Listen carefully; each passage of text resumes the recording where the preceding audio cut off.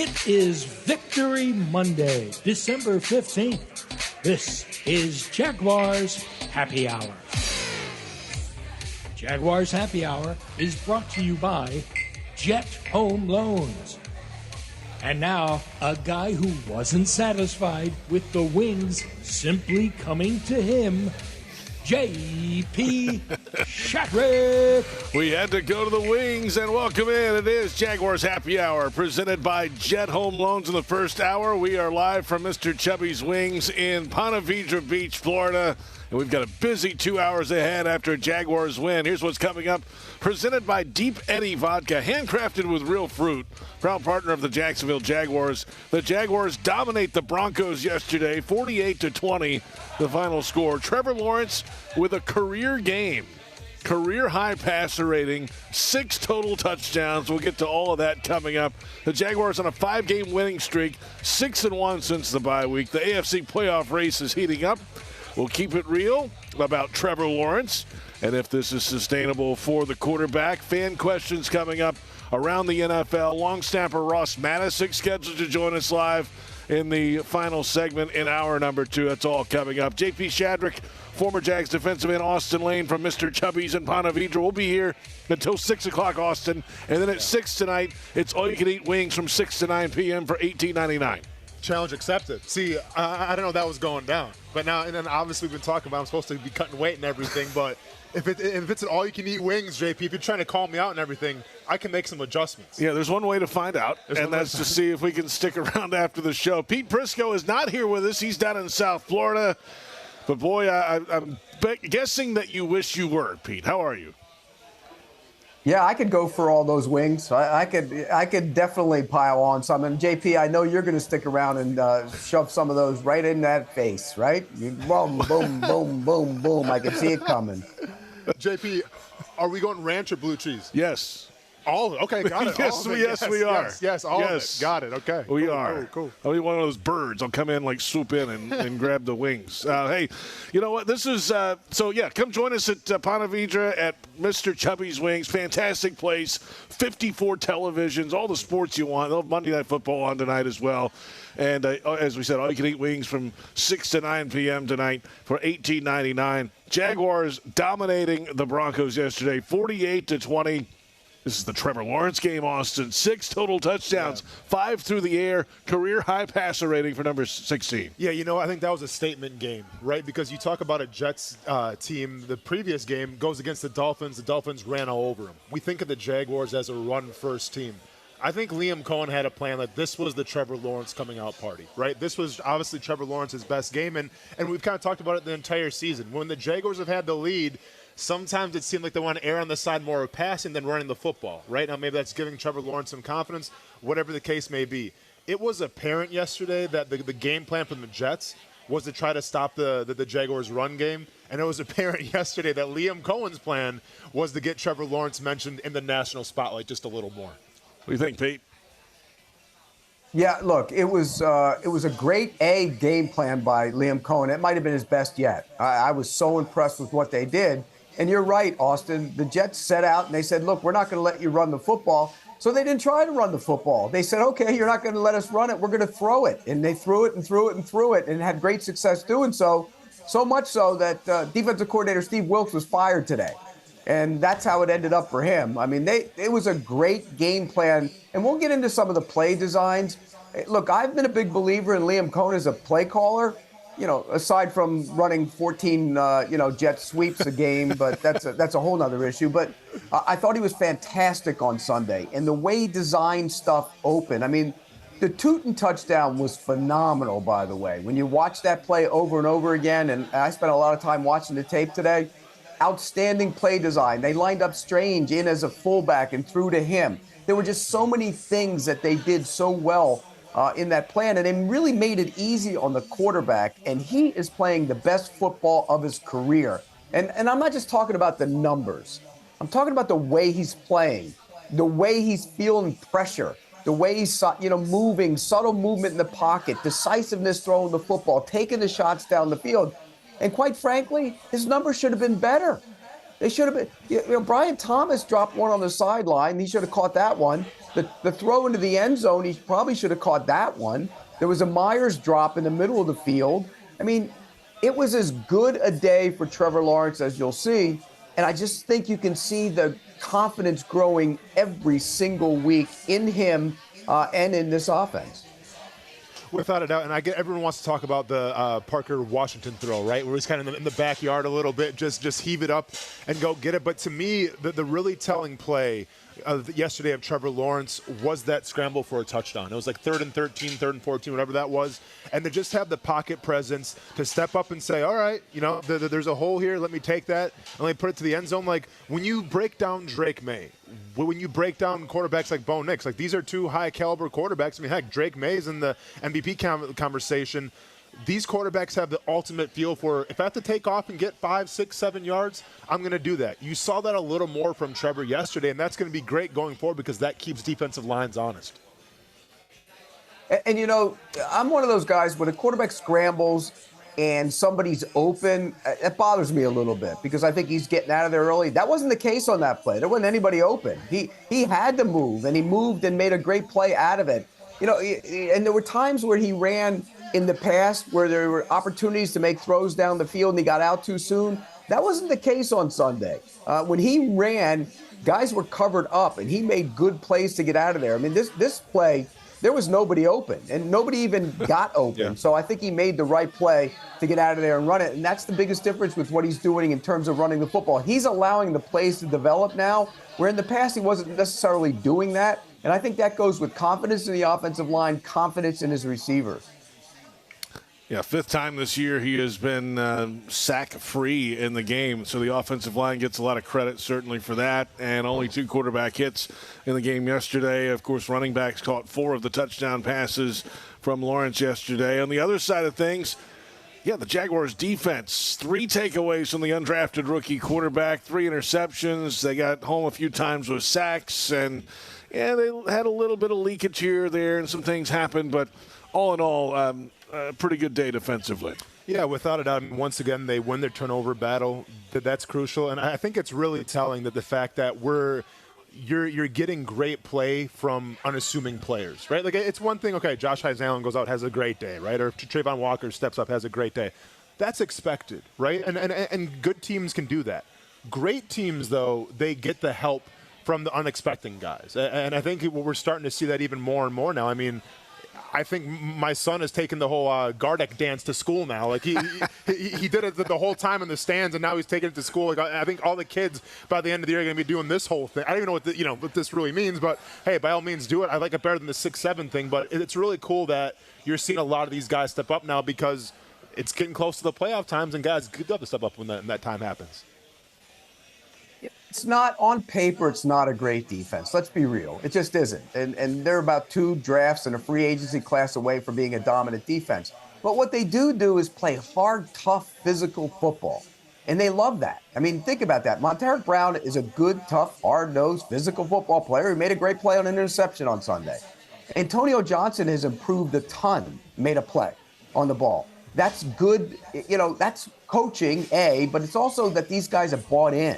And again, you look at it on Sunday, it wasn't great on Sunday. I mean, that's a bad offense. The offensive line's pretty good in New York, but the offense itself, not very good. And so it was easy to play. It kind of seemed like they knew they were ahead, and they kind of coasted through stuff, and it just wasn't an inspiring defensive performance. But it was good in a lot of different ways. The effort is always there. And I think, like you mentioned, guys who you don't expect to make plays made plays. Now, they played a lot of 3 safety looks on Sunday, which is something to keep an eye on moving forward. They played Johnson down in the box and played Murray, who had a good game, and Wingert deep. And I think that's something that they're going to use more and more of. And I think Campanelli didn't empty the book on Sunday, nor did he need to, by the way. Right. You can kind of ease out of this one and then save some tricks for this week against Denver. No, without a doubt. I mean, because there's really two options when you have like a rookie quarterback. Do you throw the kitchen sink at him and make his life a living hell, or do you kind of ease back and just do what you do and be a little more vanilla so, teams can't game plan around that coming up? And I think they went a little more vanilla in that route. But I think it was a fine performance. And once again, this is getting really nitpicky now, right? But there was a couple times where this defensive line, especially in the interior, you saw it was kind of a stalemate, and then they got pushed back a little bit, right? And you can't afford to do that against Denver because Denver's going to want to try to pound the rock and everything. They're a late physical football team as well. So when it's those third and shorts and everything, you got to show up because the last thing you want to do is get pushed back in Denver against that Broncos team.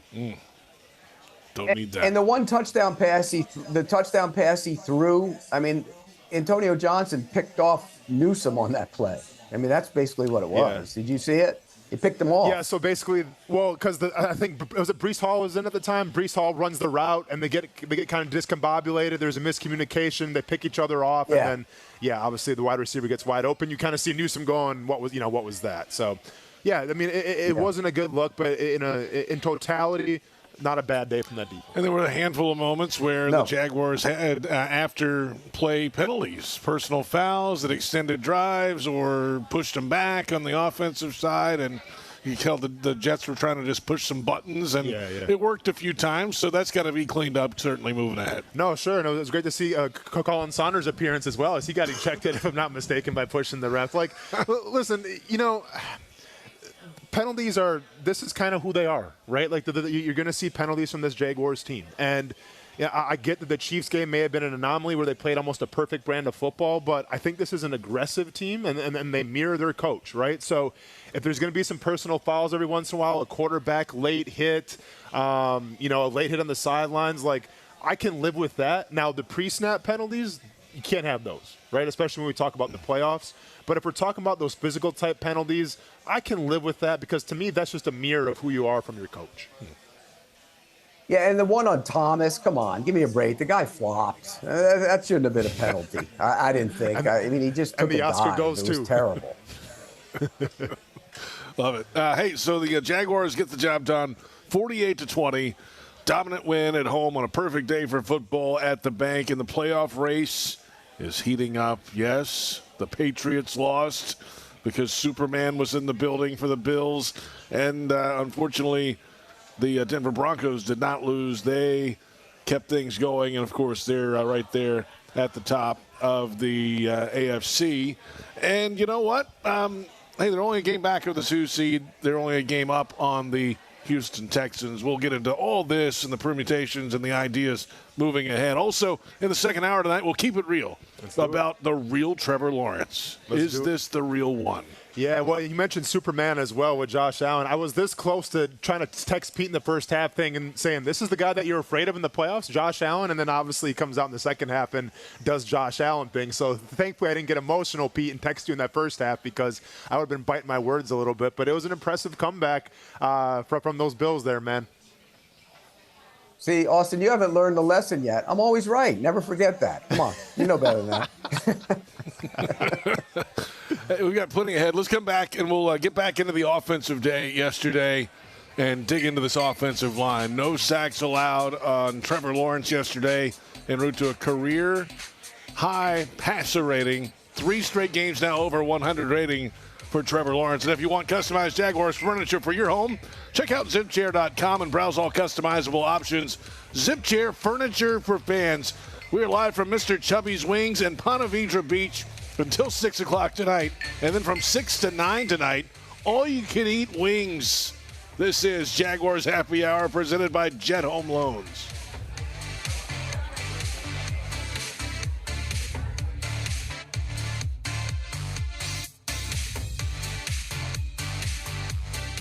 Jacksonville's own Dreamfinders Homes, the official home builder of the Jaguars, just scored big, winning 2025 National Builder of the Year. And right now, Dreamfinders is running its best game plan yet, offering winning interest rate incentives and move-in ready homes available today. With 20-plus communities right here in Jacksonville and over 40 across Florida, from Jacksonville to Orlando to Tampa, Dreamfinders Homes is everywhere you want to be. Visit dreamfindershomes.com and move into your dream home today. The stadium bathroom line. It's like TSA and the DMV merged in the waters of rush hour traffic, and you're in it. No closer to the bathroom than you were 5 minutes ago. Just closer to, well, going to the bathroom. You know what actually takes a minute? Pre-ordering an Uber so no one drives impaired after the game. Take a minute, make a plan. Never drive impaired. Go to takeaminutenow.com. From Diageo, Mad, Uber, and the NFL. Please drink responsibly. It's the year-end sales event with the Ford crew. It's sales event time, Sam. Temperatures are dropping, but the deals are just getting hot. Time for our annual Ford Holiday Gift Guide. Oh, yeah. Hard to go wrong with great deals on trucks and SUVs from Ford, America's all-time best-selling auto brand. Don't forget the first rule of holiday gift giving, Hank. What's that, Sam? Always remember to treat yourself, too. Well said. Based on Automotive News Almanac historical data and industry-reported sales data from 1909 through 2024 CY. It's game time, Jaguars fans. This season, feed your fandom with the Jaguars sub from Publix, the official supermarket of your Jacksonville Jaguars. Wow! Sink your teeth into crispy chicken tenders, boar's head bacon, melted cheddar, sweet coleslaw, and smoky barbecue mayo, all stacked on a fresh white roll. Taste the hype only at Jacksonville Publix locations. Publix, where shopping is a pleasure. Are you ready to love how you feel, look, and live in every season? At Elace, we offer more than just luxury med spa treatments. We provide a serene, judgment-free space where you can reconnect with the best version of you. Whether you want to refresh your natural look with Botox or Dysport, pamper yourself with a relaxing hydrofacial, or rejuvenate your complexion with laser resurfacing, our expert team in Jacksonville is here to tailor treatments to your needs. Visit Elace.com today and start your journey to loving yourself. When it's your money, your business, or your home, you deserve a partner who sees and hears you. A partner who is by your side every step of the way. That's Ameris Bank. It's a commitment we're proud to make, and one we back up by providing financial solutions to empower you. Because at the end of the day, we are dedicated advocates for you. Visit your local branch or learn more at amerisbank.com. Ameris Bank, fiercely yours. Member FDIC, equal housing lender, all loans subject to credit approval.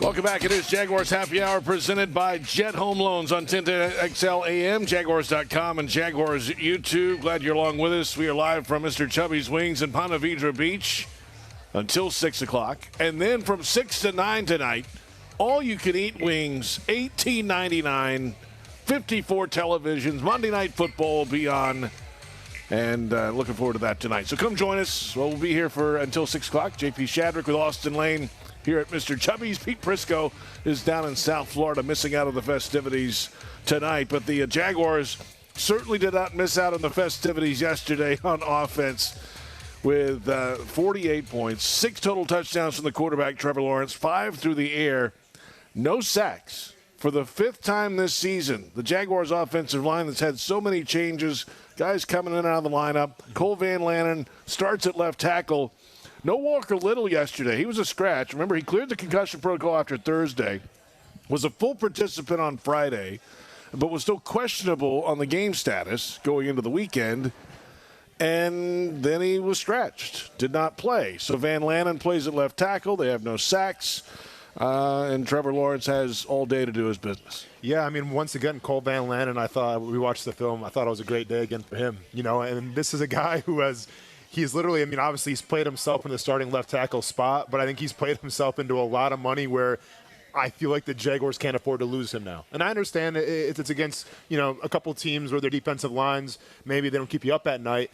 You're going to get a real test now against Denver, but if he can show up against the Denver Broncos as well, I mean, you better try to lock him up after that game, man, because I feel like the price is going to keep on going up and up and up right now for a legitimate left tackle. Yeah, he is their starting left tackle right now. I don't think there's any question about that, and he should be. He was their best offensive lineman on Sunday, and that's 2 games in a row he's been their best offensive lineman. So he's got to stay in there, and I thought the line played good on Sunday. I mean, there were some leaks at times, but for the most part, they did a nice job, I mean, across the board. And when you go play Denver, like you mentioned, you better hold up in pass protection because those guys can get after the quarterback. But you know what, Austin, it's funny because – you know, we talked about that Colts defense and how they shut them down last week. In watching, and I haven't watched the tape yet, but in watching the game on Sunday against Seattle, they pressured the quarterback. They got after Sam Darnold a little bit in that game. So, and again, I'm with you that I didn't think the Colts were great up front, but they do have guys that can pressure the quarterback, and they didn't do that. And they did it again this week against Seattle. So that's a good sign for Jacksonville as well. Yeah, without, like I said, I mean, I feel like it's going to be the true test because, and it's arguable, but I think that the Broncos have the best front line in the NFL, and the defensive line. You know, I mean, they lead the league in quarterback sacks. That's one thing, but I just think interior-wise, on the edges, they can get after you now, right? And they play in a system that I'm familiar with Vic Fangio. He had some influence on there. I played with him that in Chicago. It's tedious. It's a lot of X's and O's and everything. It's a lot to memorize on defense, but the thing about it is it confuses offensive lines as well. How do you slow it down then? Like as an offense, how do you slow down that rush and negate their presence up front? I mean, if it's up to me, you have to run the football this game, right? I think the past couple of games you've gotten away with, not being involved in the run game too much, right? Because Travis Etienne's made up with that in the past game as well. 3 touchdowns yesterday. And what are we, 20 minutes into the show? This is this part of the segment sponsored by Nobody where I say, are you going to re-sign Travis Etienne? What's the plan going to be there then? Because 3 touchdowns yesterday kind of proves the point of I'm not sure if you want to let him walk. I'm not sure if you're confident with Tootin and Allen, who are great players in their own right, but this is Travis Etienne's backfield now, I feel like, until further notice. But to answer your question, JP, you're going to have to run the football and keep that defense on their heels. Petey's Travis Etienne's agent. I don't know if you knew that or not. It's unbelievable. Every week it's the same thing, and I don't know what kind of contract they can give him. That's the problem. I mean, they got other guys they got to re-sign, and he's a running back. So it's going to be a tough negotiation. If he wants to stay, you can get it done.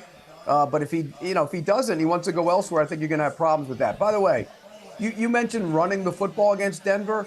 Ideally, that's the right way to play them. It was interesting on Sunday because Green Bay went in there and threw it around early and often and was able to get a lead on them before Christian Watson got hurt on the interception by Surtain. That defense had been dominant up until about three weeks ago. The last 3 weeks, they haven't been as good. And so I think they didn't rush the passer as well on Sunday either. I think there's going to be opportunities to throw the football in this game. But be true to who you are. Again, I go back to Liam Cohn. Scheme it up. If they're going to try and take away your run, throw it. If they're going to try and take away your throw, run it. And I think he's done a great job of that. So you can't really – I know the idea is, you neutralize great pass rushers by running the football.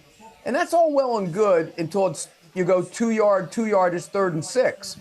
And, you say you want to keep them, from pinning their ears back. I get that. But the best way to keep a team from pinning their ears back is to complete passes against them and go. And I think that might be something to look at. And it doesn't have to be all down the field. You can throw some of those quick throws and get the ball out of his hand if you really worry about the passing game. The pass rush.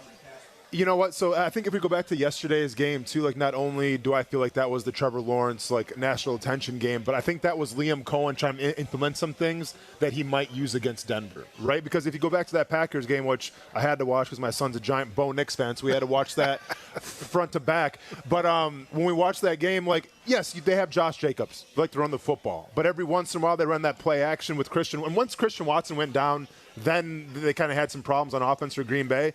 But they did show that you can beat this team deep. And I think running that play action, getting into the run game involved, and then keeping that defense on their heels and taking some deep shots, this is where Brian Thomas Jr. comes into play, right? This is where Brian Thomas Jr. has to sell that he can go deep, he can go that go route, and he can get the defense's respect. Yeah, and attack Riley Moss. Riley Moss has done some good things, but he holds and gets called for more PIs than anybody in the league. And so he grabs and he gets called for a bunch of them. I think you can attack him a little bit as well. Look, they got good players. You mentioned their front. Zach Allen's a great player, doesn't get to do what he deserves. Benito, we know he can get after the quarterback, and that group can all attack and play good going at the quarterback. So you got to somehow, whether like you said, if you run the ball, you better run it successfully, or get the ball out of his hands quickly and dictate tempo to them. I think sometimes, we talk about these pass rush teams, and you allow them to dictate tempo to you, and then it's over with. If you go dictate tempo to them, then I think it neutralizes them a little bit. So it'll be interesting to see what Liam Cohen does going into this game in terms of calling plays. to your point about Riley Moss, 12 penalties this year, 10 of them are defensive pass interference for the Broncos. So he's grabbing. Yeah. And he got, by the way, he got called for one on Sunday. If his name wasn't Riley Moss, he doesn't get called for it. It shouldn't have been called, but he did get called for it because now you got a reputation as a guy who's grabby and holds and gets called for those penalties. Yeah, so attack it. Yeah, I like that idea this week, moving ahead. This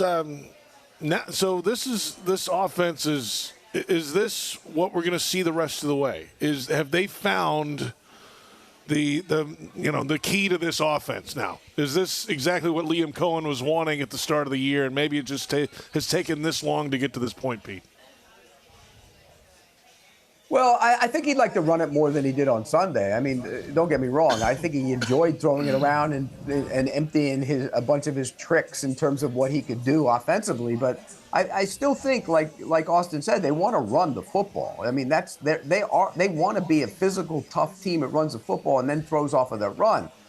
But sometimes it just dictates that you can't be who you want to be. You have to be what they're going to allow you to be. And I think that's a sign of a great coach, is that they weren't going to let him run the ball. They didn't want him to run the ball. And so you know what he said? Okay, you're not going to run. We're not going to run the ball. We're going to throw it around and have some fun, and they did.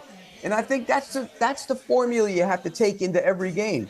If Denver goes in next week and says, we're going to stop your run, then okay, let them stop the run and throw on them. Get them in one-on-one situations. Look, their receivers are good enough to win in one-on-one situations that I think you have to be able to take those shots. So Liam Cohen will, if he has to run it, he'll run it. If he has to throw it, he'll throw it. I don't think you can pigeonhole him into anything.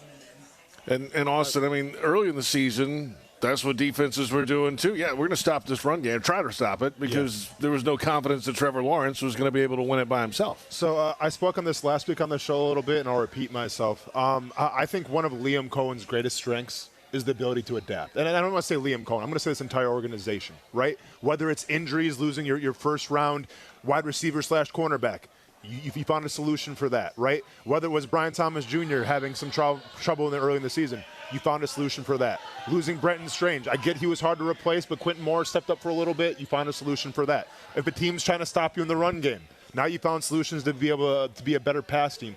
This team has always found a ways to adapt, and I think that's what makes a great team, right? Like, I get you want to have an identity and everything, and that's the most important part. And we know what this team's identity is. Liam Cohen spoke on it when he first got here. They're going to be a physical, run-first team. Got it. But sometimes it doesn't always go like that. And sometimes when you take away that identity, teams falter, teams panic, and teams don't perform well. The Jaguars have shown the past couple weeks, even though they can't run the football, they can still have success. So expect that adaptability to move on in the playoffs. And if you can have that in the playoffs, now you got something. All right, we'll come back in a moment, guys, and flip it back around to the Jaguars defense and how they could attack Denver this week. And Bo Nix, your son's favorite player. Yeah, it's going to be a weird game, man, because we're actually going to it. And hold on, is he wearing a Jags jersey? Or no. So he's going to have the Jaguars hoodie and a Jaguars shirt ready to go. Come on now. Okay, just making sure. Yeah, this isn't a home Broncos game. This is an away Jaguars game. Love that. Yeah. We're back in a moment. Plenty ahead on 1010XLAM, Jaguars.com, and Jaguars YouTube. In the second hour coming up in a little bit, we'll keep it real. We'll go around the National Football League. Long snapper Ross Madison scheduled to join us as well. It is all-you-can-eat wings tonight from 6 to 9 at Mr. Chubby's Wings in Ponte Vedra for $18.99. And this is Jaguars Happy Hour presented by Jet Home Loans.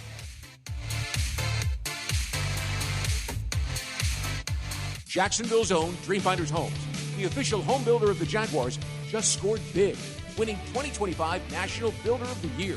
And right now, Dreamfinders is running its best game plan yet, offering winning interest rate incentives and move-in-ready homes available today. With 20-plus communities right here in Jacksonville and over 40 across Florida, from Jacksonville to Orlando to Tampa, Dreamfinders Homes is everywhere you want to be. Visit dreamfindershomes.com and move into your dream home today.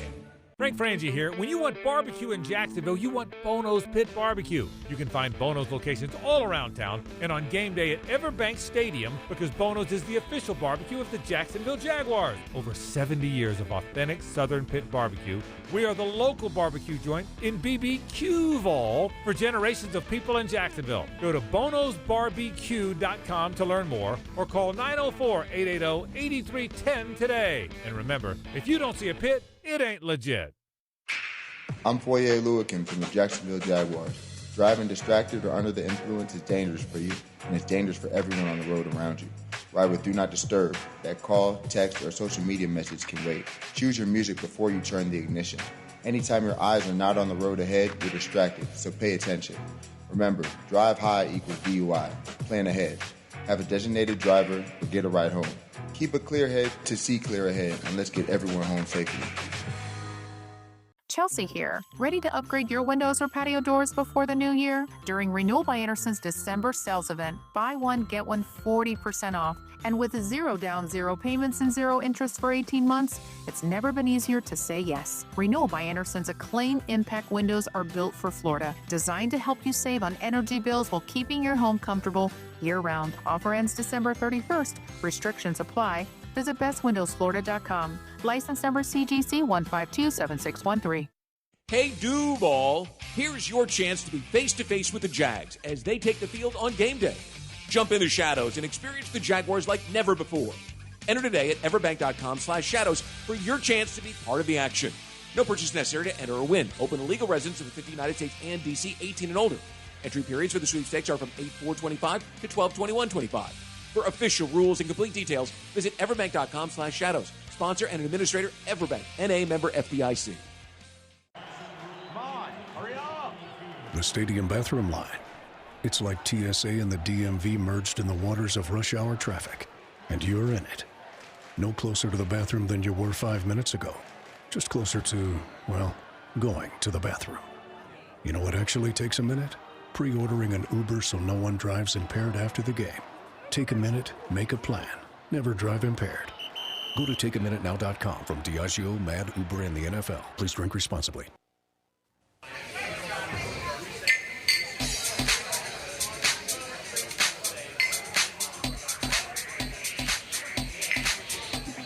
Man, it's a lot of fun. You look around, everybody's always flying around smiling. That's one of the things that you really want to see amongst players on the field, is having fun. Like you in your natural habitat, we're just out there playing ball, having fun like we're little kids.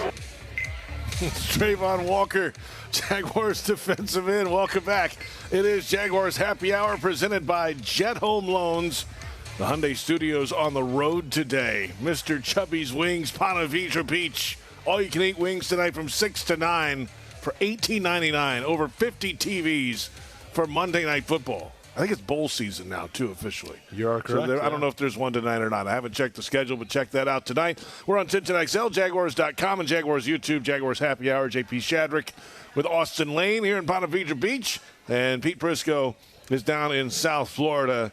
And this Jaguars defense, Trayvon Walker yesterday with 3 tackles and a tackle for loss, by the way. They were in the backfield a lot. 3 tackles for loss in the game. 2 of those from Eric Murray, the safety, who had 6 total tackles and a sack. I mean, they're bringing pressure from all different parts of the defense, it felt like, in yesterday's game. So, all around, an impactful day for a lot of different guys from different levels of this defense, Pete. And look, again, it wasn't a dominant performance, but nor did it have to be. Like Aluakon didn't have his best game. It was solid. Murray was good, I thought. I thought Murray played well. He had the sack. That was a good play by Walker. It was a nice play he made there. So there were a lot of good things done. And I just think when you look at it, it was almost like they didn't have to be dominant, so they just kind of went through it a little bit. And they didn't really show a ton, and it wasn't that complicated. But, there are guys that are stepping up and making plays. I mean, you saw Green get a sack. I mean, he's one of those guys that came onto the field and made plays. That interception by Monteric Brown was sensational, by the way. Jerrion Jones made some good plays. Guys made plays. It just wasn't a dominant performance against a rookie quarterback making his first start.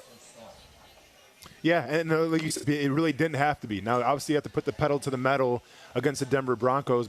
And I think this fourth down play that we played, the first frame, is a prime example of it. Like when they bring their running back on the same plane of the quarterback, it takes away any between the tackle run. Right. So obviously the ball's going to go to the outside. And this is a classic example here of Trayvon Walker recognizing it. It's reading, recognizing, and saying, well, they're not going to run between the tackles, so let me go ahead and be an athlete. Let me go ahead and use my 4.5 or 4.6 speed when he ran the combine, and let me make a play here. I mean, it was read recognition, a super easy read, but you still got to make the play. So props to Trayvon Walker on that one right there. And if he didn't get there, I mean, the two linebackers are ahead of him trying to turn the corner anyway. He's going to get blasted. That one's probably going to go back in the roof. Yeah, it was a bad, and then the trash bin. By the way, it was a bad call. Yeah, it was a bad call by the Jets. I mean, give me a break. That was dumb. If that was called by Liam Cohen or the Jaguars, we'd be shredding them for making that call in that situation. It was a terrible play call. Here's the other thing about you saw who started at defensive tackle on Sunday, didn't you? Who was it? It wasn't Eric Armstead. Matt Dickerson started. Oh, Matt Dickerson. Oh, yeah, Dickerson got a start. Yeah, absolutely. Defensive lineman. Now, yeah. Now, some of that might be because they were limiting Armstead because, he's still coming off the injury, but Matt Dickerson's been a nice pickup and a nice player for them. He's done a really nice job. I mean, for me, I look at it and I say, hey, you earn your playing time on this team. You really do. I mean, this is a team that you earn your playing time, and I'm impressed by that. That was his first career start, by the way. He's been in the league for a while. This is his seventh year in the National Football League, and 3 years with Tennessee, 22 with Atlanta, 23 with Kansas City, 24 with Miami, this year with Jacksonville, and yesterday is his first career start. I will say this about him because I was at the game, but then I kind of rewatched some of the film. He's got a great first get-off, right? Like, in terms of the pass rushing moves and everything like that, like, you probably go advantage Armstead there. But in terms of causing chaos, especially in the run, causing chaos in the backfield, I thought he did a great job of that yesterday. Yeah, and look, I like that they reward guys for their play. Like, this is a guy in the beginning of the year, you look at him, I mean, these guys weren't even around playing, and now they're part of the roster. I mean, why did Strigow get hurt yesterday? Do you know? Yeah, he had an ankle issue in the first half, and I think they put a spat on it. And I don't know if he came back in, but at halftime they ruled him out for the second half. He only played 8 snaps. So yeah, they ruled him out at halftime. Yeah. So no need to kind of run him out there. Dickerson, by the way, 59% of the snaps, 40 snaps in the game on defense yesterday. Armstead with 19, which is up from 9, I guess, the week before. Sure. Still playing with one hand. The club. The club and it's everything. not quite the 6 hands game still, but, we're still kind of in that window. 7.5 now? What are we on now? 6.5? 6.5. By the way, on third down, in a lot of situations, Trayvon Walker went inside. Gardeck put his hand down, and they played with 3 safeties, which is kind of with Antonio Johnson kind of playing that buck linebacker, hybrid safety thing. So they did show some stuff on Sunday that, different type of stuff with Wingard and Murray playing back. I think that's interesting to keep an eye on going forward as well. How do they match up against Bo Nix and what the Broncos like to do on offense? Yeah, I think we talk about the Broncos, like Peyton wants to run the football. Right, like that's first and foremost. If you're trying to get after Bo Nix, can be very frustrating because, like, Bo Nix is a very capable quarterback, right? And I think right now he's kind of in the very good category. I'm not going to put him elite quite yet. But what the Broncos do a great job is they have great receivers at running back where you can check down all the time. So even if you're like a pass rusher, right, you get a great pass rush. If you're Josh Hines Allen, you're coming home, getting ready to put your hands on him, he's going to check it down to somebody. And that can be very frustrating. This is where the linebackers got to have a great day. The linebackers got to be on their P's and Q's because these check down routes can be, they can be 2 or 3 yard gains, or with their capabilities, they can turn into 15 to 20 yard gains if you don't do your job. The other part of that is keeping him in the pocket. I mean, they use the bootleg and get him outside for, outside the pocket action. And that's a big part of what they do. And they can create real problems with that. So you got to be careful not allowing him to get outside because they love to boot and get him out in the perimeter and throw those easy throws to make it easy on him. I mean, Sunday was his best game. It was by far his best game of his career, I thought. He throwing the football. He did everything right. He made timely throws on 4th and 2. He hit shots down the field. And again, It was his best game from the pocket, so he's improving there. We talk about some matchups. Josh Hines-Allen is going to have to be matched up against, Garrett Bowles, who's a really good player. That's going to be an interesting one. Trayvon Walker's got to beat Mike McGlinchey. That's an interesting one. So I do think they're beatable up front, and I think this defense can get after them a little bit. Well, and also the matchup's going to be, too, who's going to take Courtland Sutton, right? Courtland Sutton can be a size matchup. He can be a nightmare, especially in that red zone. So if you're going to go man coverage here or some sort of zone, who's going to be on him and who's going to hold him accountable? Because if he gets towards the red zone, man, Bo Nix will throw it up there, and they're finally starting to have a connection now. They're asking for it for a while there in Denver to kind of feed off each other a little bit, and that's not what you want to see going against this Jaguars defense right now. No, you don't, Pete. No, you don't. Don't need that. That would be bad. No, you got to look. Courtland Sutton's had a really good. He had a quiet moment, a little quiet run now, but he started cooking a little bit. The thing that they did on Sunday that they hadn't done, the week before he threw 30 passes for like 200 yards. He wasn't throwing the ball down the field. On Sunday he drove the ball down the field and took advantage of some matchups. So you got to be careful of that. If I'm Jacksonville though. You mentioned the run game. Look, they want to run it with Harvey. Harvey's one of those smallish backs who can rip off long runs. And so I think if you can keep him contained and put it on Bo Nix. I mean, if it's me, I'm putting it on Bo Nix. If he beats me, he beats me. And look, if your son's listening, I don't want to demean his quarterback, but Bo Nix beats me, he beats me. And I'll take my chances with him.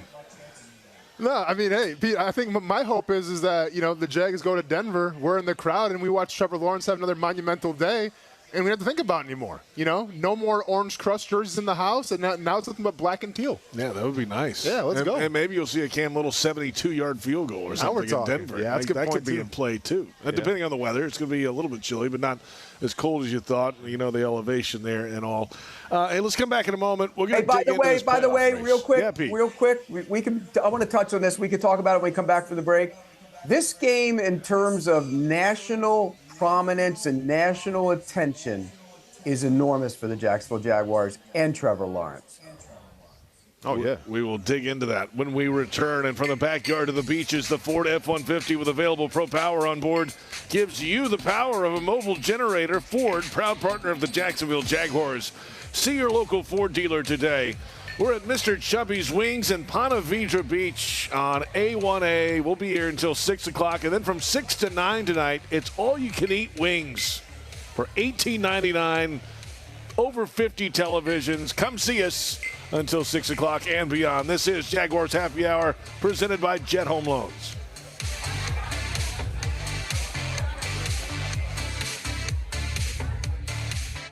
Jacksonville's own Dreamfinders Homes, the official home builder of the Jaguars, just scored big, winning 2025 National Builder of the Year. And right now, Dreamfinders is running its best game plan yet, offering winning interest rate incentives and move-in ready homes available today.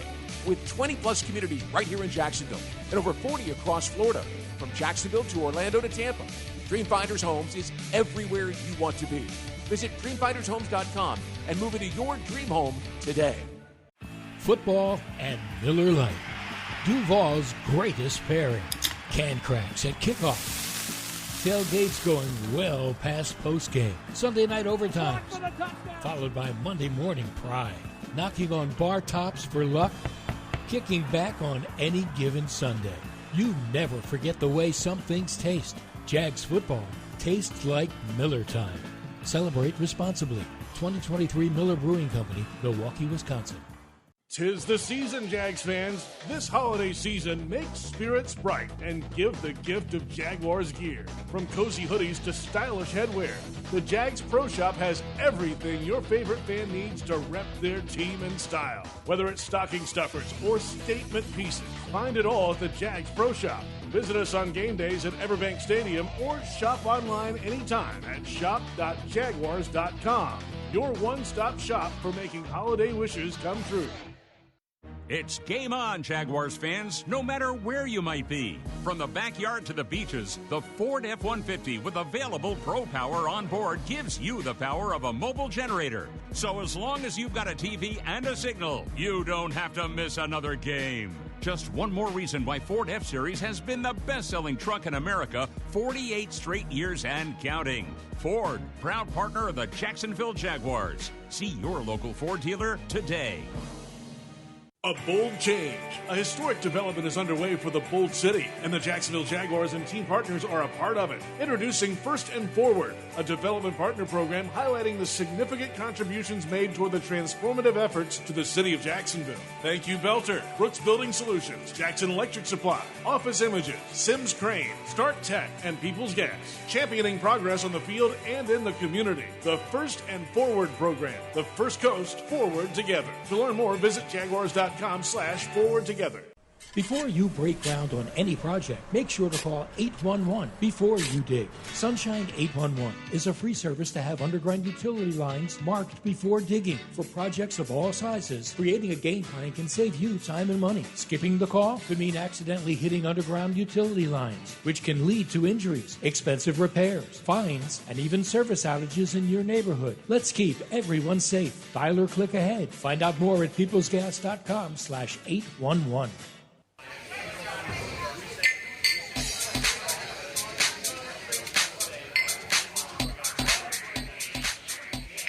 It's a good football team. I've been following them and had a lot of crossover tape with those guys. I've watched them execute at a high level from afar and defensively, do a really nice job. So we know this is a darn good opponent.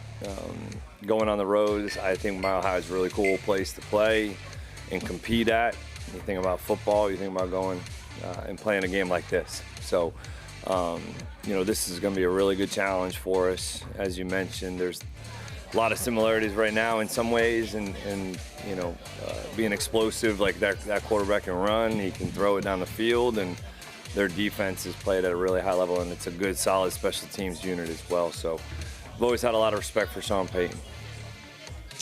Head coach Liam Cohen earlier today in his day after press conference, the day after the Jaguars knocked off the Jets 48-20. Welcome back. It is Jaguars Happy Hour. JP Shadrick, Austin Lane, Pete Prisco, and it's time for Austin's favorite segment each and every week.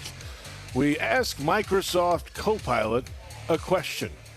Today's question: how many 10-win seasons have the Jaguars had in their history?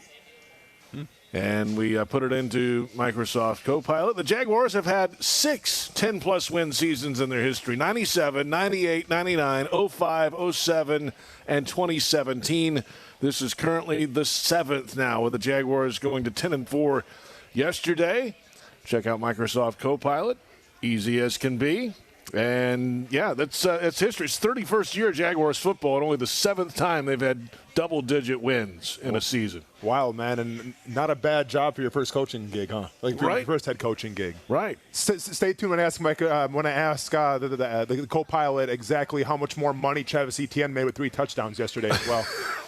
very curious to see what that's going to I don't know produce. if it can predict the future, Austin. Probably not not. how it works. Probably not. Probably going to break the whole algorithm. Sorry. If you're watching on Jaguars.com, you see the results of those seasons. The 97 team was a wild card team. They lost in the wild card round.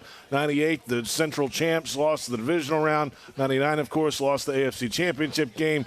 05, lost in the divisional round as a wild card. 07, the wild card beat Pittsburgh, lost in the divisional round. 2017, of course, the division champs, and lost the AFC Championship game. And question marks around this year. 10-4, not even in the playoffs yet officially. Still business to attend to. But, hey, we'll find out a lot this week when the Jaguars head to Denver against the number 1 seed Broncos. They've already clinched a playoff spot. The Patriots are the number 2 seed, a game behind them. The Jaguars, a game behind the Patriots, is the number 3 seed. And, Pete, as you are alluding to going into our break here, this is about as big as it gets in the regular season.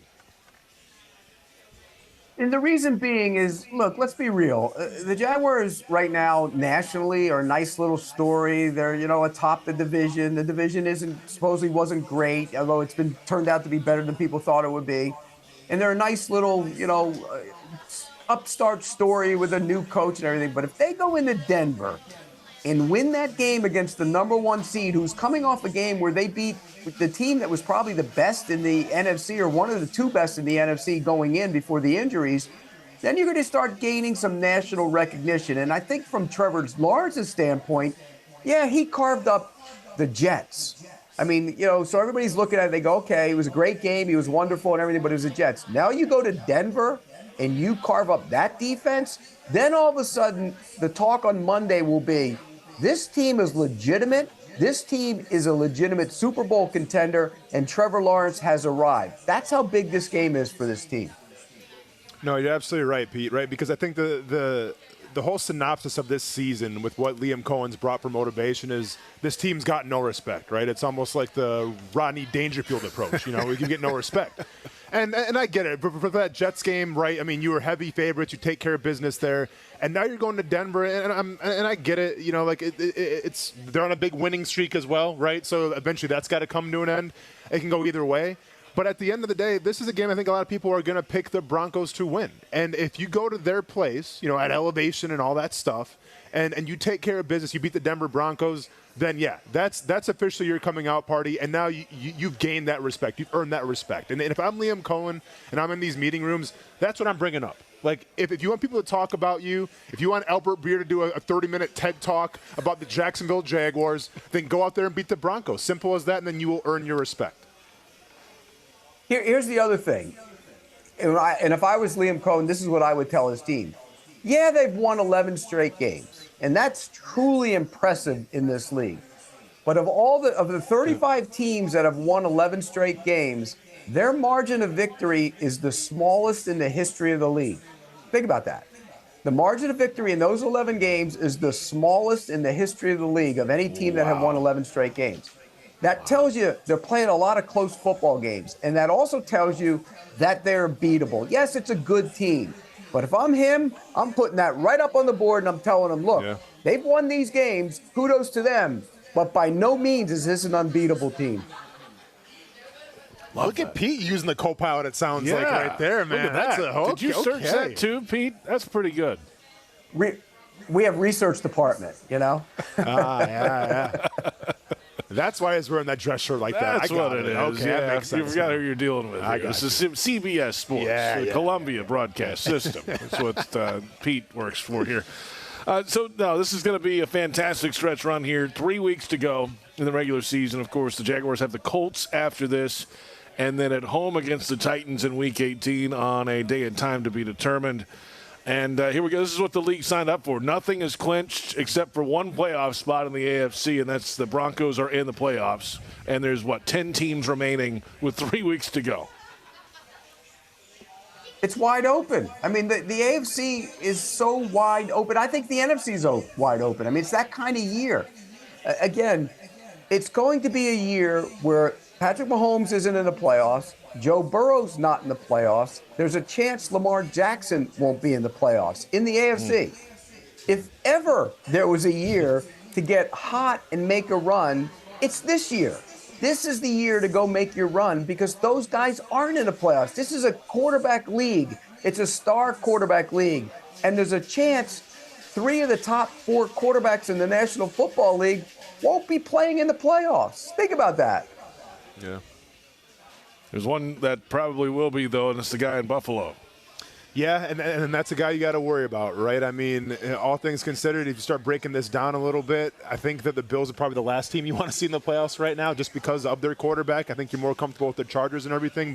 And listen, I haven't gone through every team's schedule and their wins and their losses and everything, but I will say this about the Jacksonville Jaguars. I think it's really telling if your team can get humbled like they got humbled, and then they also come out there and curb stomp somebody like they did against the Jets, right? And I think they got humbled at the exact right time, right? Kind of right in the heart of the season, in the middle of the season, that they learn from their mistakes, they grow as a team, and then they come out there and they do what they did against the Jets. Yes, a game they were supposed to win, but I think great teams can go out there and have decisive victories over inferior opponents, and that's what the Jets were. So I think the Jaguars right now at the right time are kind of hitting their stride and playing their best brand of football. I'm not sure if every team on that list can say that right now. Putting teams away when you're supposed to put them away is the sign that your team is better than most people would give you credit for being. I firmly believe that. And we saw one last week. Tampa Bay, they didn't put away the Atlanta Falcons, and it cost them. I mean, you have to be able to put away teams when you're the significantly better team, and I think that's a good sign for Jacksonville, what they did. They weren't in a game, and we said that last week. If they turn the ball over, if you look up in the fourth quarter and you're in the game, then all of a sudden you start thinking, what's going on here? But they didn't allow that to happen at all on Sunday, and that's a sign that they're a better team than we give them credit for. And speaking of that, the NFC, we've touched obviously on the AFC. It is wild in some of these divisions. Hot potato in the NFC South right now. It's 7-7. Tampa Bay has the common games tiebreaker on Carolina at 7-7, and that's going to come down to the wire. Clearly, I mean the NFC West. Well, they play each other twice. Now. They play each other twice in the last 3 games. So they play them this week in Tampa. I mean in Carolina, and then they close out the season in Tampa against each other.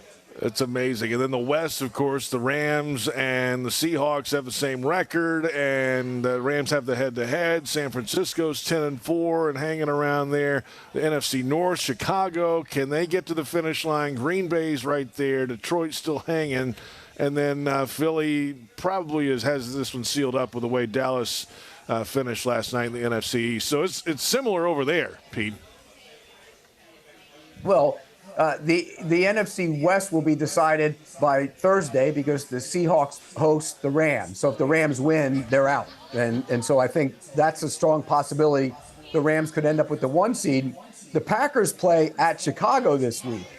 And so how are they going to play without Micah Parsons? And where's Christian Watson? And they lost Zach Tom, and they lost Evan Williams. It's funny. At a certain time yesterday, they were winning by 12, I think it was. And you looked over and the Rams were losing to the Lions. And you said, oh, the Packers might end up being the 1 seed after all. And then you looked up and the Rams came back. Watson got hurt. Surtain intercepted Love. They turn it into points. Then Parsons goes down. And next thing you know, Green Bay has dropped down to the 7 seed. And that's how fragile it is in the NFL this year. Life comes at you fast, and losing Micah Parsons now for the year, man, is going to be a huge on them. Now Rashawn Gary's got to step it up and everything, but yeah, I mean Parsons obviously gave new lifeblood to that defense. He was that defense, and losing him now is going to be huge. We've got plenty ahead. 1 hour down, 1 hour to go. The second hour of the program coming up. We'll keep it real. We'll have fan questions. Long snapper Ross Madison scheduled to join us as well, 2-time Pro Bowler. We are live from Mr. Chubby's Wings in Ponte Vedra until 6 o'clock. And then from 6 to 9, it's all-you-can-eat wings for $18.99. Monday Night Football on over 50 televisions. Fantastic setup here at Mr. Chubby's Wings. This is Jaguars Happy Hour presented by Jet Home Loans.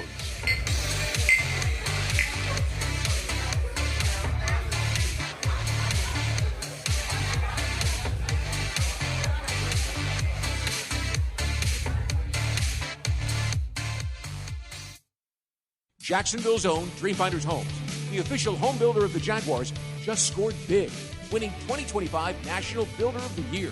And right now, Dreamfinders is running its best game plan yet, offering winning interest rate incentives and move-in ready homes available today. With 20-plus communities right here in Jacksonville and over 40 across Florida, from Jacksonville to Orlando to Tampa, Dreamfinders Homes is everywhere you want to be. Visit DreamfindersHomes.com and move into your dream home today. To everyone who craves a fresh meal made just for you, let our team member Jacob share what's special about Culver's. In Wisconsin, our food comes from the heart, and taking the time to handcraft your meal with care is how we've always done it at Culver's. It's why your Butterburger doesn't touch the grill until after you order. Come to Culver's and let us serve you a Butterburger, made special just for you. From Wisconsin with love, welcome to Delicious.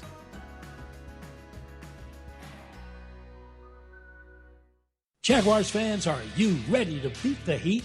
All season long, head to Mr. Chubby's Wings in Ponte Vedra Beach, Fleming Island, and the West Side to cheer on your Jags. And here's the game-changing play. Order the Beat the Heat Special, which includes 12 of the best wings in town, and score a free milkshake or ice-cold milk in the Jaguars Souvenir Cup. Thanks to our friends at Florida Dairy Farmers. Fuel up, cool down, and celebrate your Jaguars with Mr. Chubby's Wings and Florida Dairy Farmers, the ultimate game day team. The stadium bathroom line.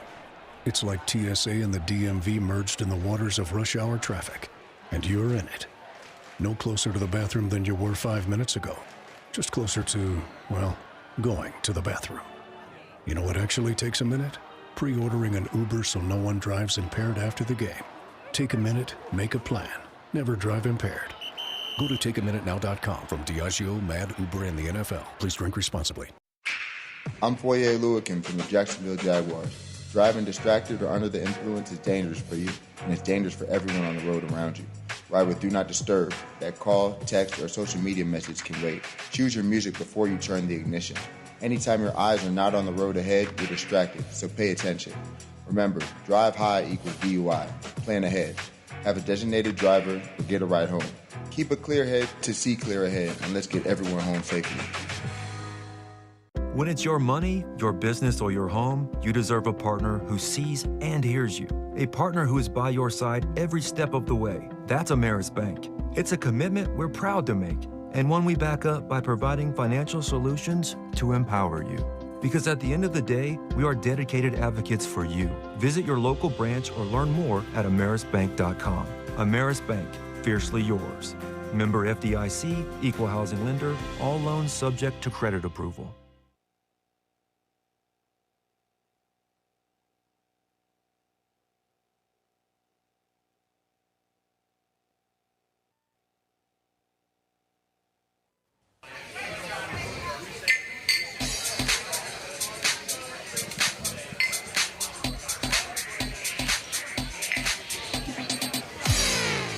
Six total touchdowns.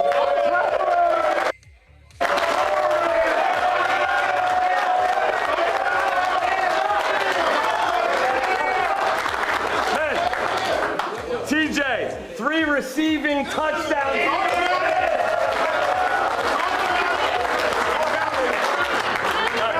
3 interceptions on defense.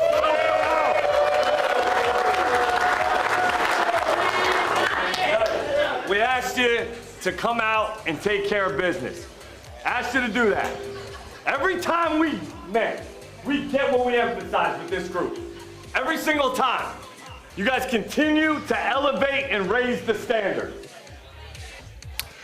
Head coach Liam Cohen in the locker room yesterday after a Jaguars blowout win over the New York Jets, 48-20. Welcome back. It is the second hour of Jaguars Happy Hour, presented by Mr. Chubby's Wings, before the game, after the game, and during the game. And we are live at Mr. Chubby's Wings until 6 o'clock. Then from 6 to 9 tonight, all-you-can-eat wings, $18.99, Monday Night Football, and over 50 televisions. We're on 1010XL, AM, Jaguars.com, and Jaguars YouTube. Here's the for Hour 2, presented by Target Zero. Let's get everyone home safely. The Jaguars dominating an inferior opponent yesterday.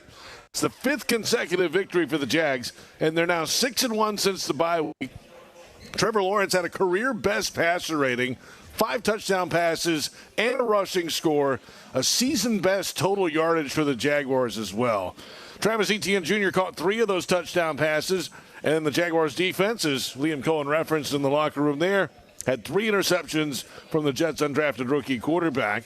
And now the Jaguars are 10-4, still in first place in the AFC South, a game ahead of Houston, and now only a game behind New England for the number 2 seed in the AFC playoff race. 2 games behind the number 1 seed Denver Broncos, who the Jaguars will face at Empower Field at Mile High this Sunday. J.P. Shadrick, Austin Lane from Mr. Chubby's Wings in Ponte Vedra, Pete Prisco, CBS Sports senior writer down in South Florida. And it's one of the better starts in Jaguars history. Only the 7th time the Jaguars have had a double-digit winning season in now 31 years of football. And there's 3 games to play. Obviously, Denver this week, the 1 seed. Colts are still hanging around. Yeah, they're kind of fading a bit. Phillip Rivers gave them, of all things, gave them a shot yesterday. Yeah. And then the Titans in Week 18. That's the business in front of this team. That's the business in front of this team right now, and obviously a big game against Denver, and 3 more possibilities for a Liam Cohen fist bump, because you saw it against the Jets, man. He did a great job once again. I feel like the shoulder's got to be taking some kind of stress going into cold weather now. We'll see how he can respond if the Jaguars win that game, man. But, yeah, I mean, it's all headed for you, right? And obviously the Titans game doesn't scare you so much. I thought Phillip Rivers did what he was asked to do, and then some. Almost won that game. Disney was so close to having those rights for the movie, just couldn't pull it out at the end with Jason Myers kind of going off with the field goals and everything. But yes, 3 more games, 3 opportunities to win out and put yourself in a pretty special position in the AFC division or AFC conference. Yeah, Rivers was okay. I mean, look, I love the guy, and he's one of my favorite guys who ever played in this league to deal with. I mean, he was a pro's pro, but he didn't throw the ball down the field at all. I mean, he threw for 120 yards, and I don't know if he can throw the ball down the field. He knows where to go with it. That much we saw, and he made a big throw on the sideline to get him in the field goal range. But the bottom line is they didn't play that well on offense. Their defense really played well. That was the surprise part of it because Jacksonville had kind of carved them up the week before. They played well on defense against Seattle. So, yeah, is that a good sign for Jacksonville that a Colts team that they rocked the week before goes to Seattle against one of the better teams in the league and pushes them like they did? Because Sam Darnold looked ordinary in that game against that defense. He did, yeah. Yeah, I mean, I think it's a great sign, right? Like, and I get it. We're on a week-by-week basis. Every week is different. But, like, if I'm Liam Cohen, if I'm the Jaguars, I'm watching that game thinking, like, guys, look at this, right? Like, we just showed it, like, the Colts, what we were. We dominated them. They go to a very tough place to play in Seattle, and they take them to the wire. Like, I mean, once again, I don't think that this team needs any more reassurance of how good they can be. But if they did need that reassurance, that game's a classic example right there. Well, we'll see if the Jaguars can handle their business. Moving out to Denver this week, and we're going to move up. We're going to change some things around here. We've got Ross Madison coming up at 5:45 today. Yeah, long snapper. So we got to move everything up a little bit. Long snapper / linebacker though as well. That's true. Make sure you throw that linebacker moniker in there as well. Yeah, he has linebacker pedigree in his past. We'll talk to him about all that coming up. It is time now though for Keeping It Real, presented by Nobody. 3 weeks to go. Maybe 7 weeks to go. No, there's more than 3 weeks. Hanging on fireplaces right now, just empty. It'd be a great stocking stuff. I locked that already. Don't forget about that. I locked that a couple weeks ago. It'll be more than 3 weeks. Well, are they going to do it? Well, you don't lock road games, Pete, so you're not locking the Broncos game. No, I'm not. Is Austin? I'm considering it. Okay, I'm starting to flirt with it a little bit. Wow. We got an hour to figure that out. We'll see if we can pull one out of him. Keeping It Real tonight is Trevor Lawrence and his performance. Yeah, he's rolling the last 3 weeks. 9 touchdowns, 0 interceptions, and now 4 straight games with at least 2 passing touchdowns. The 3 games in a row now over 100 passer rating ties his career best. That was in the 22 campaign where he had 3 in a row and then a week below 100, and then 2 more after that when the Jags were turning the corner there in the rally to win that division in 2022. That's when that happened for Trevor, so good timing for it again this year. The question is this the Trevor Lawrence that will get the rest of the way, the final 3 weeks, and hopefully into the playoffs? Is this here to stay, Pete? I think it is. I mean, you're not going to get 5 touchdown passes and run for 1 every week, but I think the way he's played the last couple of weeks is who he is. And like these subtle pocket movements are so much better for him, and he's not bailing out of pockets when he's at the first hint of color in his face. And I think that's the most important thing. And he's, this touchdown to Thomas, truth be known, he might have gotten away with that one. Because if you look at it, the corner came off and had a real chance to pick the ball off, and I don't think he ever saw him. But the reality is he made the throw.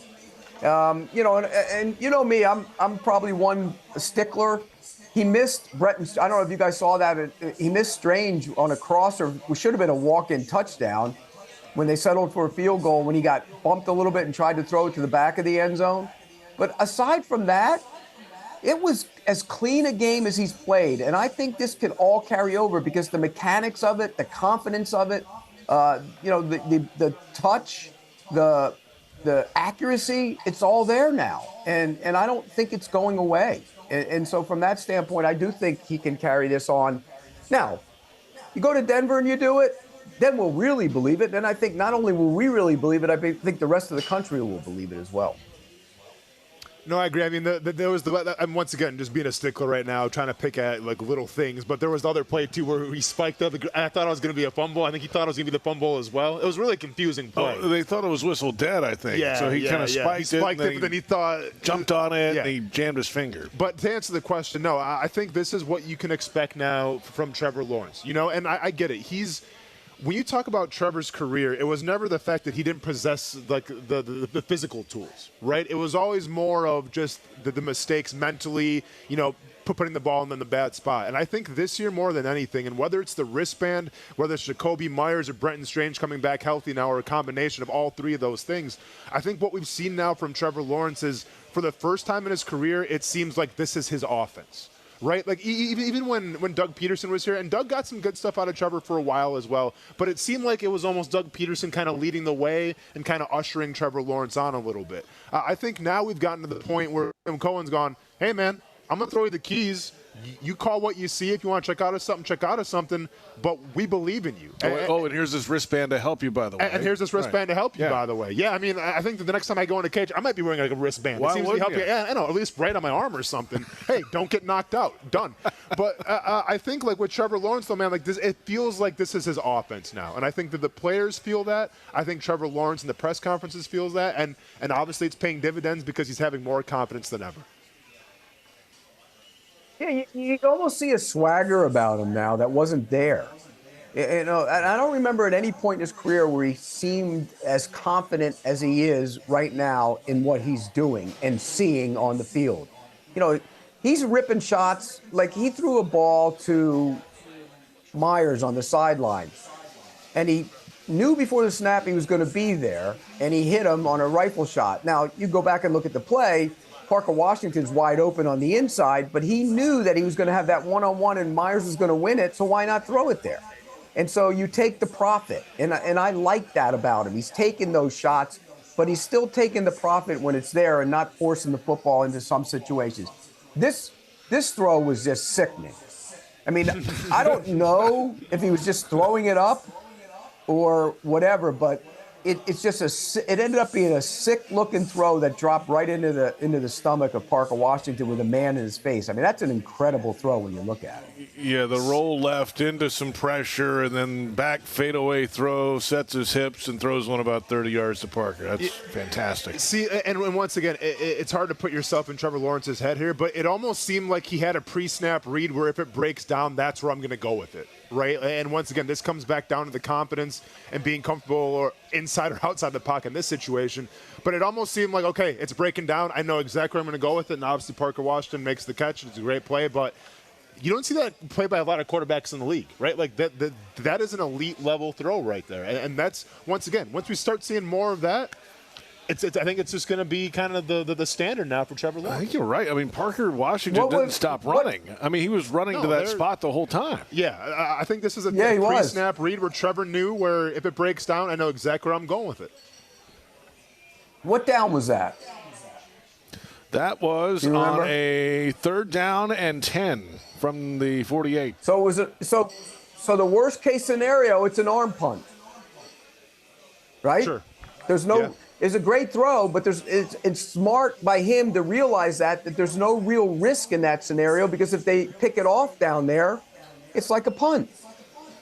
I think that's smart quarterback play right there.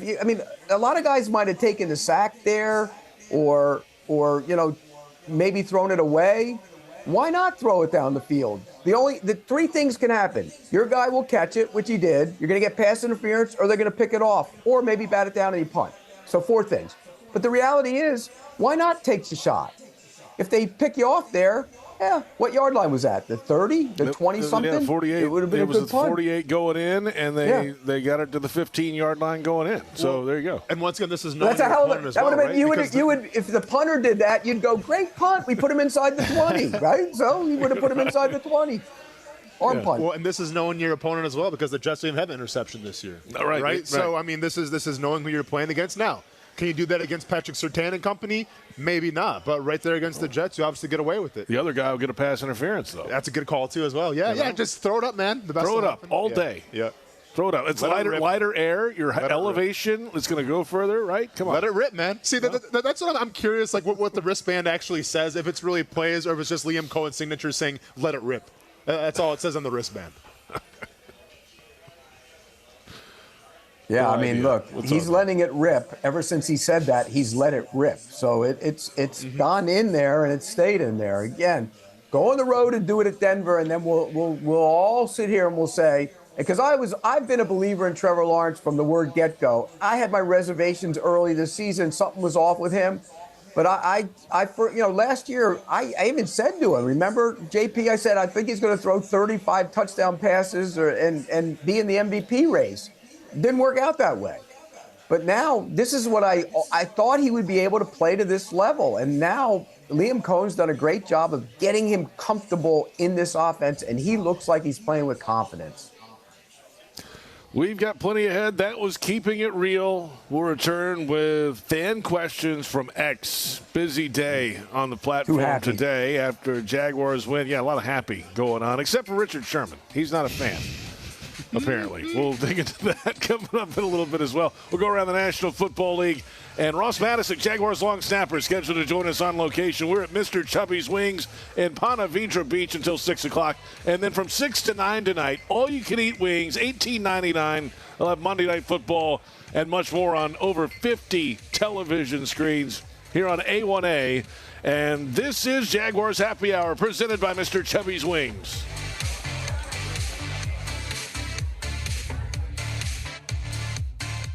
Mr. Chubby's Wings is a whole lot more than just wings. Craving the ultimate game day experience? Look no further. Swing by Mr. Chubby's and indulge in the biggest and best wings in town, all while soaking up the lively atmosphere with fellow sports fans. With plenty of game day specials and locations on the West Side, Fleming Island, Ponte Vedra Beach, and new this season, Everbank Stadium, they're here for all your game day needs. Mr. Chubby's Wings is a proud partner of the Jacksonville Jaguars. Mr. Chubby's Wings, before the game, after the game, and during the game. Daly's Dash is not only your Jaguars game day stop, but a great place to grab a meal any day of the week. To honor the Jags and the fans, we've crafted the Duval Sub. The Duval comes with freshly sliced turkey ham, melted cheddar and habanero jack cheese, topped with crisp lettuce, fresh tomatoes, and a double portion of our secret sauce, all served on a fresh roll. Come by your local's Daly's Dash today to get your delicious Duval Sub.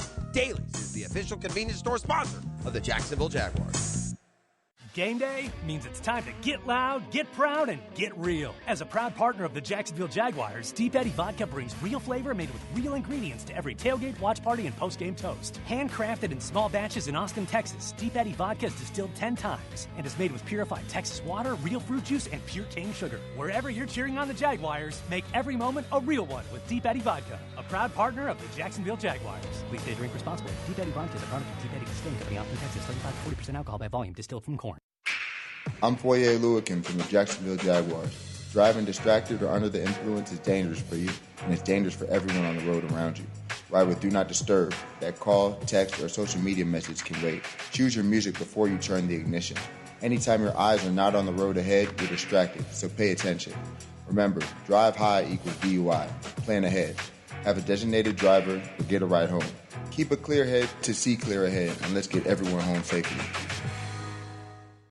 The Jaguars bring performance, strength, and passion to every play. And you'll find the same when you bank with Everbank. Open an Everbank Performance Savings account and score serious savings. See what you could earn at everbank.com/Jaguars. Everbank, advantage you. Member FDIC and the official bank of the Jacksonville Jaguars. Before you break ground on any project, make sure to call 811 before you dig. Sunshine 811 is a free service to have underground utility lines marked before digging. For projects of all sizes, creating a game plan can save you time and money. Skipping the call could mean accidentally hitting underground utility lines, which can lead to injuries, expensive repairs, fines, and even service outages in your neighborhood. Let's keep everyone safe. Dial or click ahead. Find out more at peoplesgas.com/811.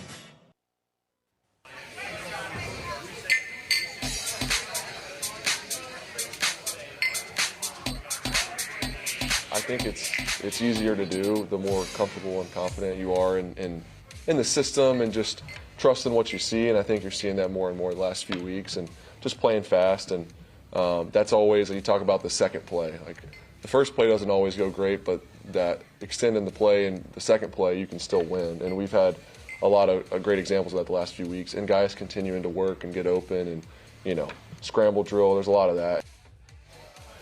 Trevor Lawrence, Jaguars quarterback, after the game yesterday at the bank.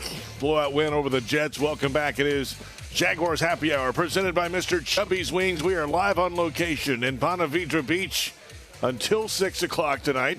And then from 6 to 9 tonight, here at Mr. Chubby's in Ponte Vedra, it's all-you-can-eat wings. Monday Night Football, over 50 televisions.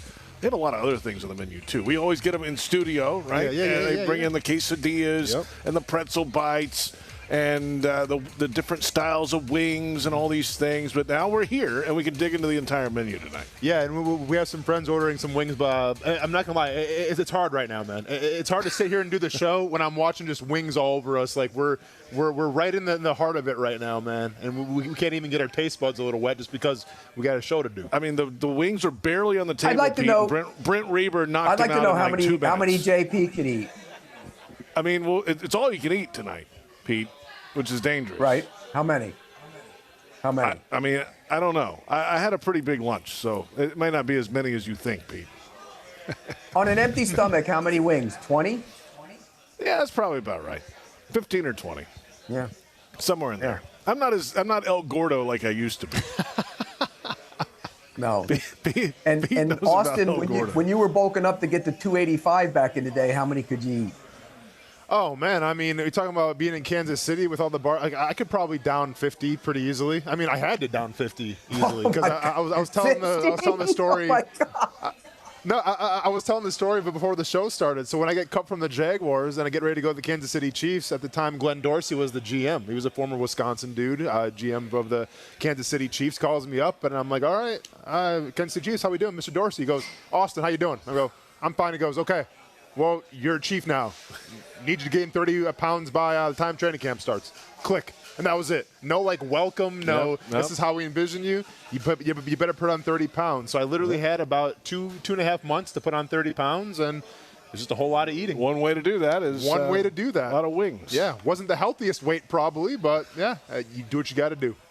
As long as the scale says the number. Well, and the worst part was going there, playing the 3 technique of a 3-4 defense, get cut from there, then go to the lines where I'm playing a 4-3 defensive end all over again. So then I had to cut weight again to try to make that. So it was a nightmare. Didn't Josh Hines-Allen go through that the last few years? Yeah. They try to make him change weight, and then they made him heavier, then they made him lighter. Now he's light again. Which, I mean, dude had 17 and a half sacks. Who's going to go, hey, you know what, Josh? You had 17 and a half sacks, but you know what we want to see you? Put on 20 more pounds. Let's see what you can do after that. That makes zero sense. You know who would do that? Who would do that? Dumb coaches. Wow. Well, there you go. Yeah. Eric Armstead, defensive end. Yeah, I mean, see what you want. All right. Hey, coming up. Trayvon Walker. They bulked Trayvon Walker up to 300 almost too, didn't they? They did. Now you're seeing him back in his natural element and see what he can do on what, a bad knee and a bad hand and everything. He's still making plays out there for the Jaguars. Coming up in about 20 minutes or so, Ross Madison, Jaguars long snapper, will join us live here at Mr. Chubby's Wings, A1A in Ponte Vedra Beach. And it's time now for fan questions. We put out the cat signal on X earlier today. Here's the best we've come up with. At Carnival Thomas, do you have a response on a recent analyst/former player Richard Sherman making comments that Jags fans are obnoxious and that's why he doesn't like the team? Oh. I mean, where would Richard Sherman ever find out that the Jaguars fans were obnoxious? That's what I can't understand. I mean, I think it wasn't like they played him a bunch. I mean, you know what I mean? Where does he know that from? I think probably from Twitter/X. Yeah. They get on him pretty good. He had some says some dumb stuff. I mean, when you say dumb things, you're going to get it, and fans are going to attack you. And look, I can't see what he says on Twitter, Because he blocked me a long time ago. Oh, wait a minute. Hold on. You're the block king, and you got blocked by Richard Sherman? Yeah, Richard Sherman blocked me, and Cam Chancellor blocked me back in the day. So I had the Legion of Boom booming on me, and they haven't unblocked me. So, look, there are people that have blocked me that kept me blocked. He's one of them. And lo and behold, Tim Tebow's another one. He kept me blocked. I'm not shocked by that one at all. I'll be honest with you, Pete.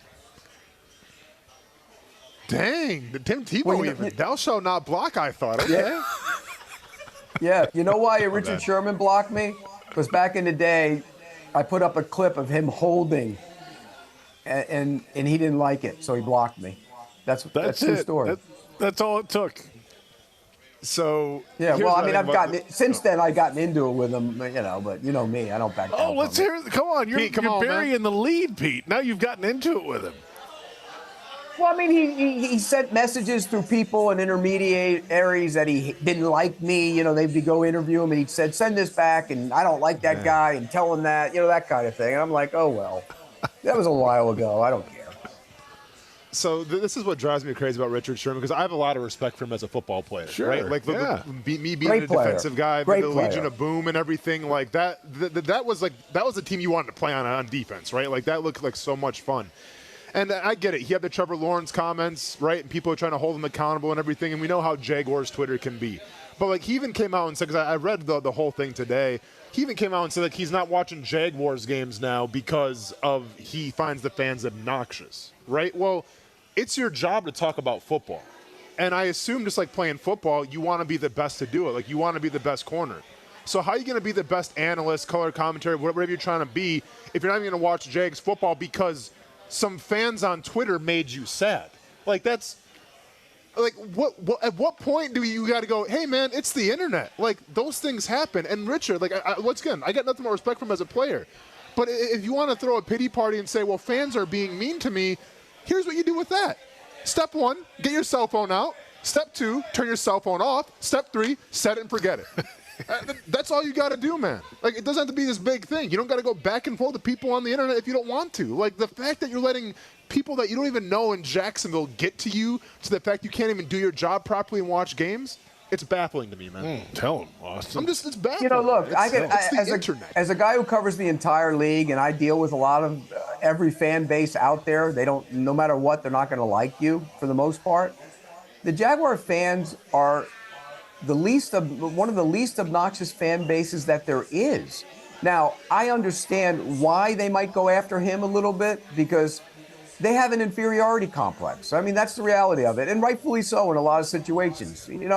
Pro Bowlers don't go to Pro Bowls because they play in Jacksonville. Recognition doesn't come because they play in Jacksonville. And so the fan base takes up for that. They defend their team, and I get that. And they get angry, and they get passionate about it. But obnoxious fans? Has anybody been to Philly? Have you been to Philly? I mean, my gosh. The most obnoxious fans are not in Jacksonville. I can promise you that. Next question on X today at Nick Popejoy. Is that the best quarterback performance in franchise history?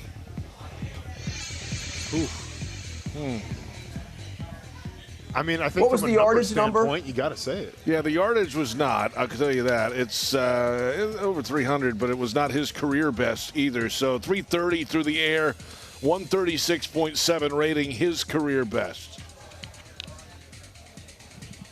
I'm trying to think in the history of the team when there might have been better ones. And back in the day when Brunell was there, they didn't throw it around as much.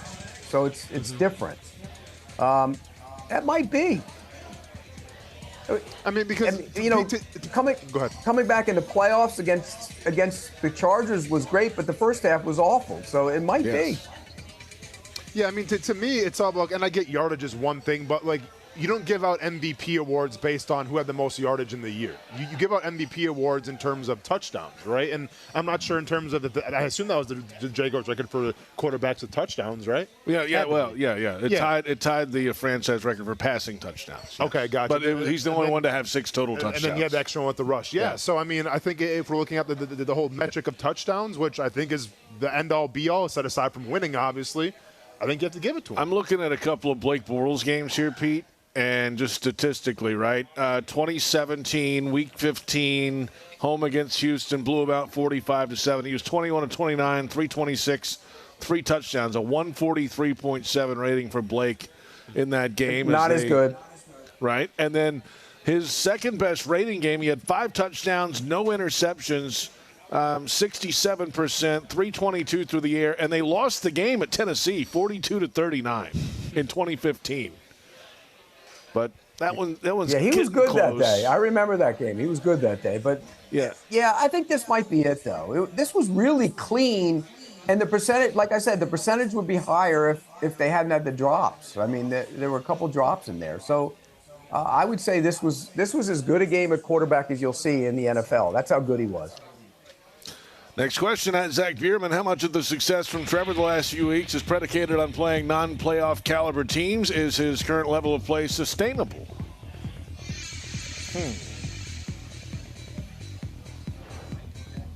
Well, I'll say this. Like I said earlier, Sunday's a prove-it game. To a lot of people, maybe not to us, because I've believed in him for a while. You know, I just think that there's a real, and I have guys I work with, same thing. They don't believe in him. You know, Damian Harris, who I work with on Sunday night, we do winners and losers on Sunday. He made Trevor Lawrence, who beat him, by the way, in the title game, he made him the winner last night. And I said, whoa, you're coming around on him. Well, not yet, but he had a great day. You know, one of those deals. And I think that's why Sunday is so important for Trevor Lawrence and for the team. Yeah, I mean, to answer the question, how much success is predicated on playing now? I think it's more of the wristband. I think it's more of Jacoby Myers than who they're playing right now. I think he's, once again, the Broncos game will be the end-all, be-all truth, and we'll find out, because you go from playing pretty mediocre defenses to maybe playing the best defense or the second best next to the Houston Texans. Yeah, they're up there. In the NFL, right? So you're about to find out real quickly. But I think it has a lot to do more with Liam Cohen and how he's approaching Jacoby Myers now in that wristband than it does who they're playing against. All right. You know what's interesting, too, by the way, real quick, you know, we talk about this lack of respect and everything. You keep hearing now, oh, the team that nobody wants to play in the playoffs is the Texans. Oh, look at the Texans. Do people realize Jacksonville led that team by 19 in the fourth quarter before this little streak started? You know, they just totally discount that. Now, C.J. Stroud wasn't in the game, but they also moved the football on him, did some good things against them. So I think that's why Sunday is so enormous for this version of the Jacksonville Jaguars. Next question at Jags fan 5858. How do you attack the Broncos defense? Is it another game where the Jags have to throw to win? Not necessarily, but you have to allow tempo to be, you dictate the tempo, don't let them dictate it to you. If that's come out, throw a couple, balls down the field, loosen them up, then run the football, fine. But you can't allow that defensive front to dictate to you. If you do, if you go run, go make a play, it will be a disaster. That's all I'm saying. Run, go make a play. And I don't think Liam Cohen's that guy, by the way. Then it could be a problem. But if they go out there and they can hit some shot plays, back them off, then run the football, then they can win the game and be successful on offense. Yeah, I mean, I think it's just going to be about keeping the Broncos on their heels, right? We talked about it kind of the first hour of the show here. I mean, take yesterday, for example. I thought they were going to come out and run the ball right away. Why wouldn't you? You gave up 230 yards against the Miami Dolphins. If you're the Jets, go out there and run it. What do they do first play? Play action, right? So that's an example of Liam Cohen putting that defense on their heels right away and saying, you think you know what we're going to do? But we're going to switch it up a little bit. Well, you got to do that to the nth degree now against a much better coach and a much higher caliber Broncos defense. Couple more questions to go here at Lever Torrance. With Rivers back under center, do we think Baselli will come out of retirement if there's a chance for a successful playoff run? With that broken down body, no chance. No chance.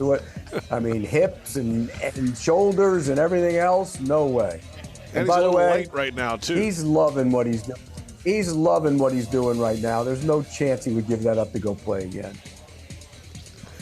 Yeah, I mean, I think you guys know him a lot better than I do, but I will say this, though, man. Wearing all that gear that he's wearing, that Lululemon stuff, if he's found yoga, and if he's accepted yoga into his life, who knows how fluid those hips are right now. I get he's a little undersized, put him at a big tight end, put him out in a couple routes, and see what he can do. So never say never. We'll wrap it up with that tonight on fan questions. By the way, somebody tweeted us tonight that, or earlier today, that the Lululemon CEO steps down. And what does that mean for Baselli? So I don't know what that means moving ahead with the hoodies and everything, or yours if you get your punch card.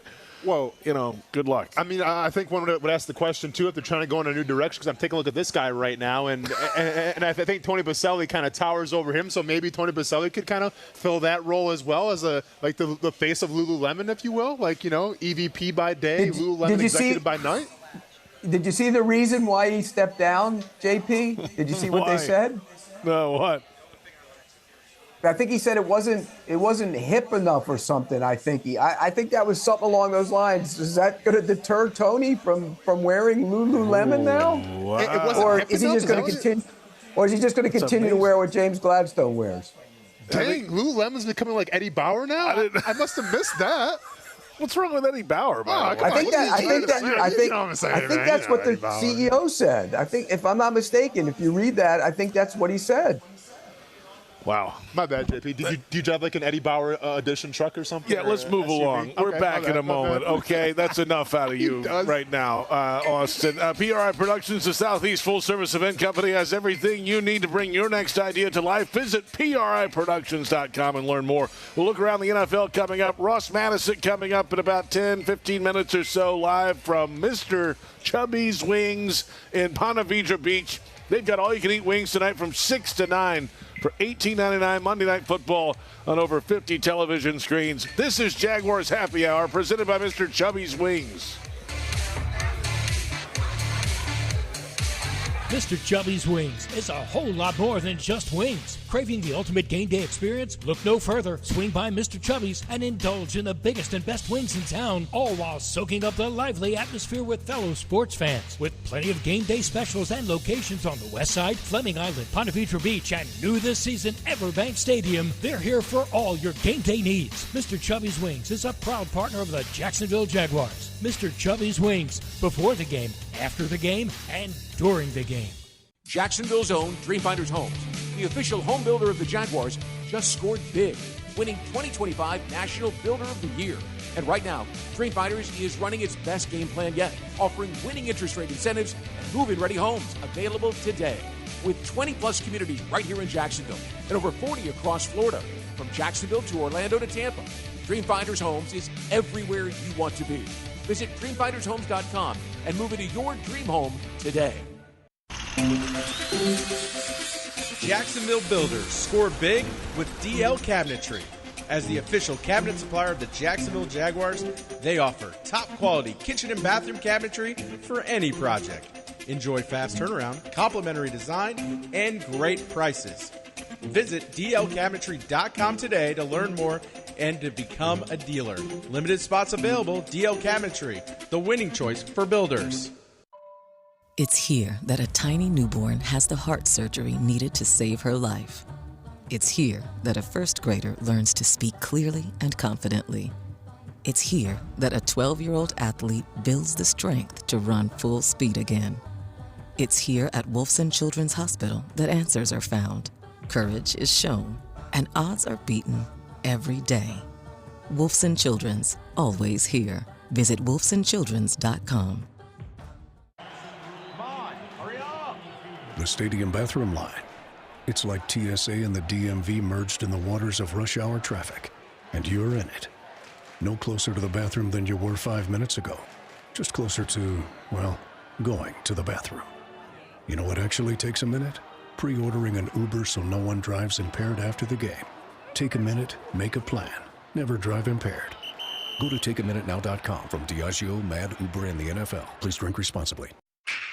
I'm Foye Lewican from the Jacksonville Jaguars.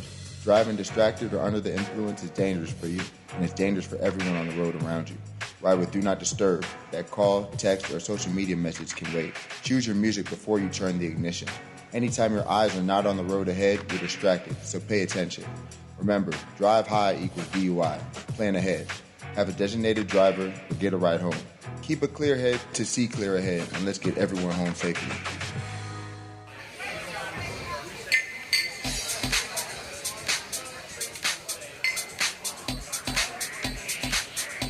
Shotgun formation, bunch right, dropping is Trevor. They swing it out of the backfield. This is Travis Etienne with running room 40, 35-yard line. Inside of there, stays on his feet, 30-yard line, 25, along the near sideline, 10, 5, touchdown! Travis Etienne has scored again from 45 yards away. How good is that? It was so good that it was 45 yards. And it was a Jaguars touchdown, 1 of 3 for Travis Etienne Jr., 5 passing touchdowns in the game for Trevor Lawrence. That's Frank Frangie with a call of the game presented by Coil Fence. Since 1927, they've been around the block and fenced it too. J.P. Shadrick, Austin Lane, Pete Prisco.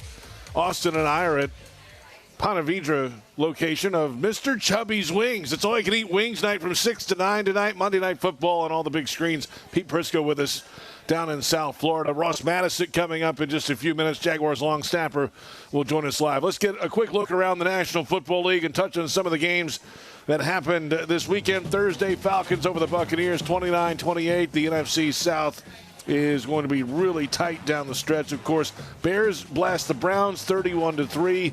Ravens blank the Bengals 24-0. Texans over the Cardinals 40-20. The Chargers beat the Chiefs, and now the Chiefs are eliminated for the first time in over a decade. The Chiefs will not be in the playoffs. Are we sure about it? We're 100% positive. It is they're done. There's not some fan vote where fans can vote in for like one final team to make the playoffs or anything? The AP poll is not coming out tomorrow to put them in. We're all safe. No, they're out. Okay. They're out. By the way, Austin, with Patrick Mahomes out for the year, they wouldn't vote him in anyways. So, that's a good point, yeah. I mean, they're done. I mean, the bottom line is they're done this year. Well, what's it mean for next year? When will he be able to play? Will he be the same Patrick Mahomes coming off an ACL? Will he be able to move around? What's it mean for Andy Reid? I mean, there are so many. Is Travis Kelce even going to consider coming back? There are so many unanswered questions. And everybody's going to speculate that the dynasty's over, it's dead.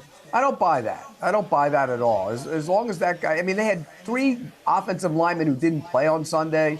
And as long as that guy's throwing the football and is capable of throwing the football, they're still going to be in contention year in and year out. The Chiefs have the Titans, the Broncos, and the Raiders, so it's Minshew mania to try to wreck the Broncos down the stretch on Christmas night, a couple of weeks from right now. And the Bills over the Patriots, 35-31. Your boy got it done for the Bills, Pete.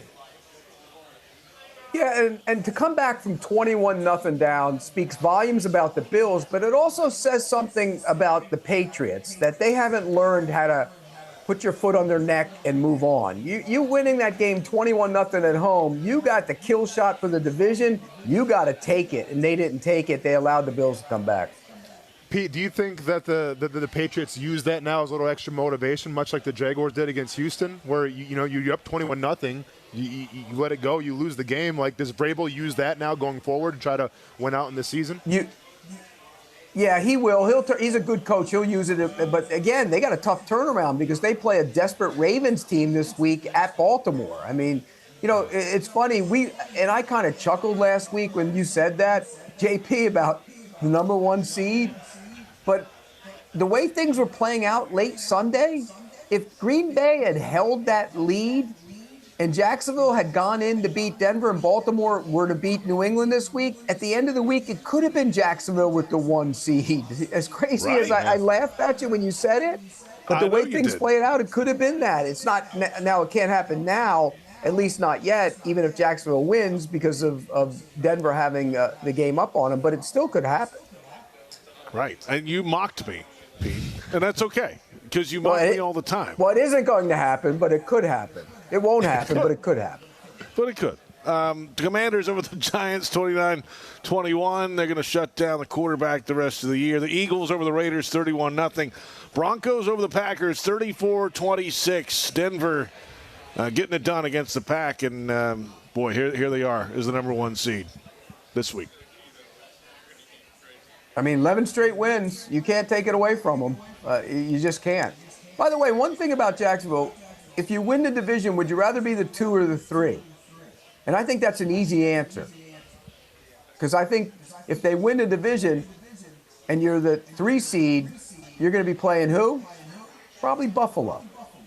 And if you are the 2 seed, you play probably the Texans or the Chargers. So I think you'd rather be the 2 seed, clearly. Ram, what do you think? Yeah, I mean, same. Just because, I mean, not only are you taking on Josh Allen, but you're also taking on the Bills Mafia, right? Like, we've seen it here in the playoff experience before, and they do travel well. Houston's fan base doesn't really scare you. The Chargers don't really scare you, the fan base. We've seen them in a playoff game before as well. So, yeah, I would err on the side of playing either the Chargers or the Texans over the Bills. Can we get in the playoffs first? Oh, sorry, man. Sorry, man. Can we do that first? Sorry about that. I locked it already. It's all good, man. We're in cruise control. What are you talking about, JP? Pete, we're good. We're good. Yeah. Pete locked it. Rams over the Lions 41-34. The Saints over the Panthers 20-17. Seahawks beat the Colts 18-16. Bunch of field goals from a former Jaguar. Myers, they over the Titans big. And the Vikings over the Cowboys 34-26. Spoiler alert for the Vikings last night, knocking off the Cowboys, Pete. Yeah, and that's a damning loss for the Cowboys. I mean, they'd have to win out, and the Eagles would have to lose out, and that isn't happening. Otherwise, they're done, and I think they're done. They got too many reinforcements on defense too late, and then they had injuries on the offensive line. Cowboys are done. Monday Night Football. It's a battle of teams fighting for their playoff lives in the AFC. The Miami Dolphins at 6-7 have won 4 straight games, looking to continue their climb towards a backdoor entrance into the playoffs. They're in Pittsburgh, where Aaron Rodgers and the 7-6 Steelers look to maintain their lead in the AFC North. Who you got at the confluence tonight, Pete?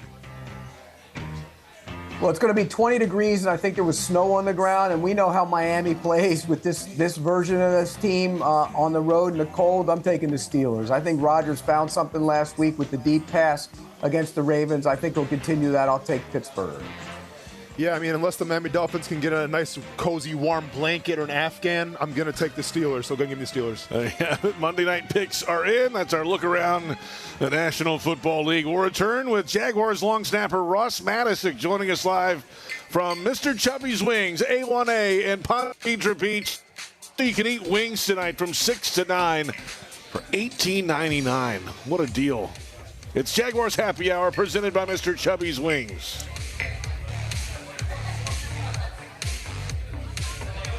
Mr. Chubby's Wings is a whole lot more than just wings. Craving the ultimate game day experience? Look no further. Swing by Mr. Chubby's and indulge in the biggest and best wings in town, all while soaking up the lively atmosphere with fellow sports fans. With plenty of game day specials and locations on the West Side, Fleming Island, Ponte Vedra Beach, and new this season, Everbank Stadium, they're here for all your game day needs. Mr. Chubby's Wings is a proud partner of the Jacksonville Jaguars. Mr. Chubby's Wings, before the game, after the game, and during the game.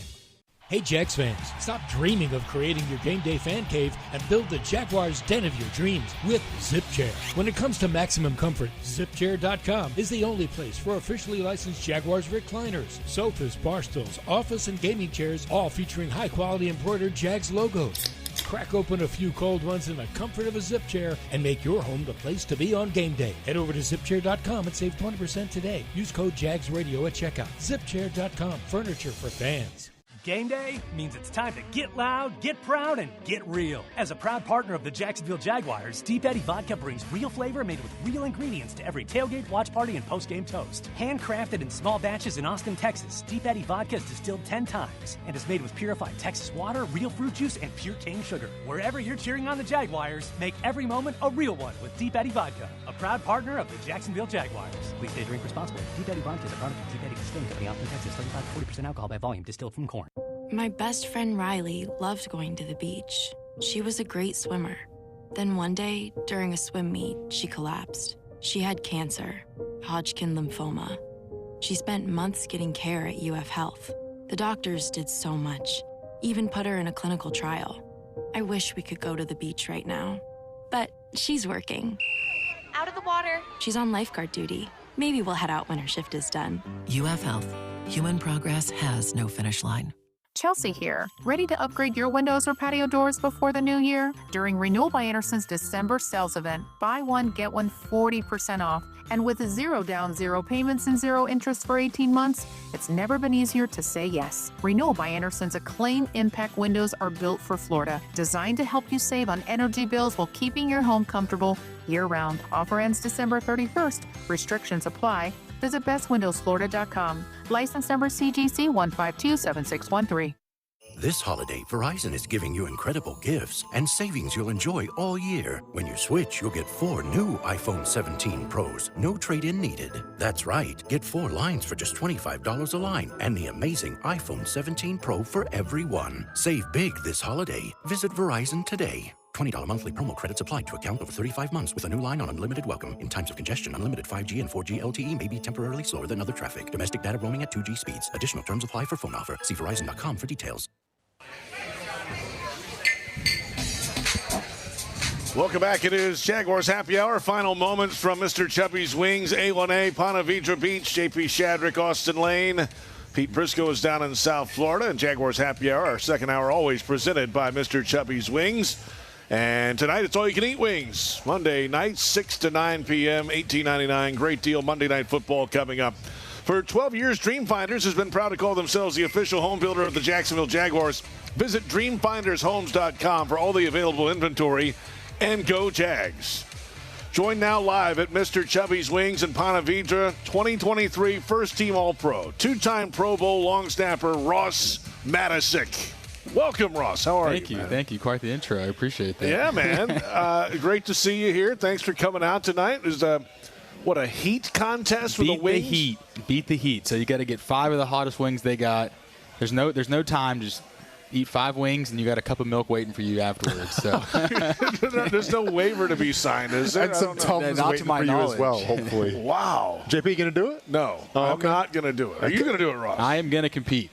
You're doing it? Yes. I'm not going to say that I'm going to finish them, but I'm going to compete. I'm going to try my best. Okay. I like it, man. Well, let's not see you on the injury report this week because of a wing issue. Yeah, okay, yeah, we don't need that tonight. Let's keep that. Tuesdays are off, right? So you pretty good to sleep in tomorrow. Yeah. Okay, Yeah. good. Hey, let's get a little football in here. Pete's with us down in South Florida as well. We can't really hear Pete right now. We'll get to him coming up in just a little bit. Sorry, Pete. We'll get to you in a moment. 6th NFL season, 4th head coach.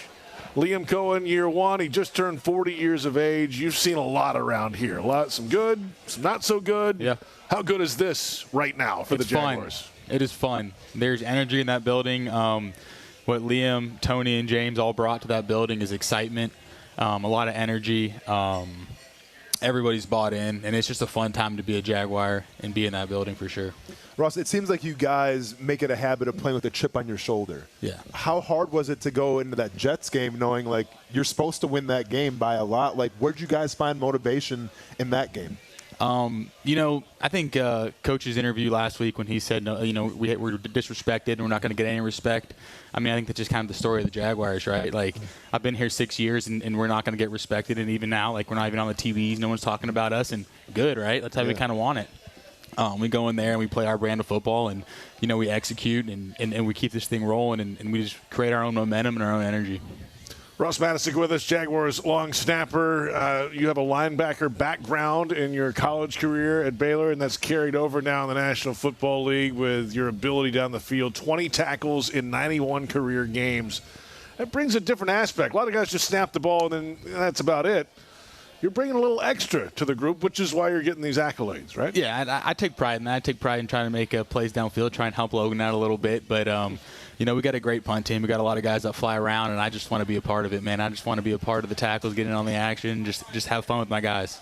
Now, Ross, you're a linebacker as well. Did you do judo or wrestling? Because I distinctly remember you slamming a player to the ground, and I actually had you marked as a 10-8 round for that, so congratulations. Do you have a wrestling background or a judo background? I grew up with 2 brothers, and I'm the middle child, so you kind of got to fend for yourself in the household when it comes to food or anything.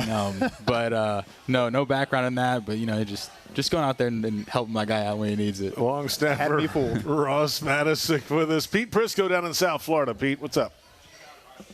Yeah, Ross, did you hear what Richard Sherman had to say about the Jaguars fans being obnoxious? Did you hear that? I mean, this is a national network analyst complaining about Jacksonville fans, if you can believe that. No, I did not catch that, but I mean, we're Duval, and say what you want about us. You're going to have to see us in the field, and our fans at home give us an advantage, and they're rowdy and they're loud, and that's the way we want it. Love that. Yeah, Pete, that's how it is around here. That's how it's always been, and now with success, like the Ric Flair thing, we're going to be even more obnoxious. That's just how it's going to go around here, Pete. That's what happens. Hey, well, I mean, look, the fans are great. You know, that's been that way since I was covering that team in the 90s. The fans have always showed up. And granted, there's been a lull because they understandably have been, a little skeptical, and rightfully so. But now they're coming back. The team's winning. And for him to say that they're the most obnoxious fans in the NFL is absurd. As a guy who covers the entire league, it's not even close. Yeah. Right. I'm sure you've heard worse elsewhere, probably, yes, Ross. Yes, but I'll tell you what, the playoff game in 22 and that Titans game to win the division, those fans were rowdy, they were loud, and that atmosphere was absolutely electric, and that's what we're looking forward to the rest of the season. Hey, Ross, give us an insight to this kicking operation you guys have going on. You're snapping it. Logan Cook's holding it. Cam Little's hitting it. NFL record 68-yard field goal. He had a 70-yarder in the preseason. Being part of that group, you guys are super tight. You're always together. I'm sure you're playing golf together. The families are together. You're playing together. It's just how it is with that trio, right? Yeah, I mean, we're all families, and we have a really cool dynamic with Logan kind of being – I wouldn't even say the grandpa, but more like the father, right? I'm more like the uncle, and Cam's just the kid, But Logan understands his role, and he's kind of more the leader. Like he wears that crown. I like to think I'm a little more fun with energy, and Cam's just genuinely himself at all times, naive, but just true to himself, and he won't change for anything. He's actually going to be here today. Oh, yeah. Yeah, he's all fired up, and Heath's wife and kids are coming out today, too. So, like, when we say we're a family in that room, we really are. We all love each other, and I think that's what translates to the field and allows us to have success. Ross, take us through practice, because obviously you guys are kind of off doing your own thing, but you said it yourself. You take pride in hitting people. You take pride in getting tackles. Like, do you get some of that during practice? Is this more where you go home, you have to, like, hit a dummy? Like, how do you get in that mind frame, because you're kind of off doing your own thing in practice? Yeah, we do our own thing for the majority of the time, but we also have times where we do tackling drills and we do two-man tackle, and we work on those fundamentals, because that's what translates to the game, right? You can't just not do it on Wednesdays or Thursdays and expect to do it on Sundays. It has to be a fluid transition. So we all make sure to get some reps. You'll see Logan in there sometimes. Cam kind of stays away from it because you don't really want to hit anybody, but Logan will jump in there and get in the drills too. Oh, well, we see them jump in and get in some fights as well, and maybe threaten some people every once in a while. When we talk about just what it means to play for this team and everything, like, what's the biggest difference that you noticed from Liam Cohen from maybe the past? Because you've been through a lot of regimes now, right? Yeah. Like, what's been the biggest difference with Liam Cohen coming here now and kind of changing things around? I think Liam's team meetings are perfect. The way he addresses the team, and he gives us that chip on the shoulder that, hey, like, no one's going to respect us. And, he really sets the table for us to go out there and play loose. Like, hey, if you're going to make a mistake, do it 100 miles an hour, right? Like, play free. And it translates to every aspect of the game, offense, defense, and teams. We're all flying around having fun. And like I said earlier, like this team loves each other, and that really shows in the field. All right, Pete, one more for Ross Madison. The floor is yours. Yeah, Ross, I always say to kids, I say, grow up and become a deep snapper, long snapper. What's the advice you would give somebody that wants to get into that and be a part of that down the road, and maybe even have a college career or an NFL career doing it? Yeah, I would say consistency is key. Work at it all the time. Find a good holder, find a good kicker, and guys that you can, really relate with and get working that want to work with you too. Because it is a repetition. That's the name of the game, repetition. You got to get thousands and thousands and thousands of reps, and you find good guys like Logan and Cam that are willing to put the work in with you and are willing to make you better and not stay complacent. It really makes you grow as a player on the field. So. Find some good friends that are willing to work with you and, believe in yourself first, because if you don't, no one else will. Did you have any advice when Devon Hamilton had to go in for you for a little bit? Boy, did you give him any advice, or was he kind of ready to go? I wasn't on the field then. Okay. They took me to the locker room, but he came up to me after the game, and he said, that is the most nervous I've ever been in my whole entire life playing football, and I commend you. So I think, he did a great job, and but he definitely understood the role that I have on the team, and he commended me for it. Ross Madison joining us, Jaguars long snapper, 4 special teams tackles this year, including 2 solos, and part of the great kicking operation. Certainly spot on the punts with Logan Cook as well. And how many wings tonight? This is a heat contest, but how many can you put down, you think? Weigh-ins aren't until Friday, so I got kind of a free check, but I'll lock it in at 35. I think that's a good number, but that's where the line's set. Okay. All right. We'll see where you can get tonight, and good luck with the heat. And thanks for coming on early tonight and joining us here tonight. Yeah, thank you guys for having me. Ross Madison, Jaguars long snapper, with us here on Jaguars Happy Hour from Mr. Chubby's Wings. Couple minutes to go. Jaguars, Broncos, Mile High. Pete, the 1 seed and the 3 seed. Big-time football in December. Hey, look, it doesn't get any better than this. And like I said earlier, it's a prove-it game in terms of the national media for this Jaguars team. If they go out there and beat the 1 seed, they're going to serve notice to the rest of the league. You better start paying attention to that team, that quarterback, and that coach because they're for real. Austin? You know what, man? I guess I finally got to do it, right? I teased it a little bit, and listen, to who gets the glory gets all the rewards. I'm going to go for this. I'm going to lock this in, man. I think hit the soundbite. Wow. Hit the soundbite. Not only do I want the EVP role, I want the corner office, I want stock options, I need everything. And this win hopefully gets me that. But I think when you talk about, this team showed they can win the games they're supposed to win and win it decisively. Now you're going to go against the Denver Broncos in their place where no one's going to give you a chance. I like the Jaguars odds there. I'll be there hand-in-hand, and hopefully the Jaguars get it done so my son can be a full-fledged Jaguars fan and not a Broncos fan anymore. The lock is in. Austin Lane has locked the win for the Jaguars in Denver. Yeah, no pressure, Ross, in that one moving ahead. He's got it, man. He's fine. Yeah, it'll be fine. Pete Prisco, CBS Sports, joining us from South Florida each and every week. Our thanks to Ross Madison, Jaguars long snapper. For Austin Lane, I'm JP Shadrick. Thanks to our entire crew here at Mr. Chubby's. Our entire IT department showed up tonight and ate a ton of wings before the all-you-can-eat contest tonight. And, of course, folks back at our Electric Center as well. They'll be here until 9 tonight with all-you-can-eat wings for $18.99 from Mr. Chubby's Wings in Ponte Vedra. This is Jaguars Happy Hour.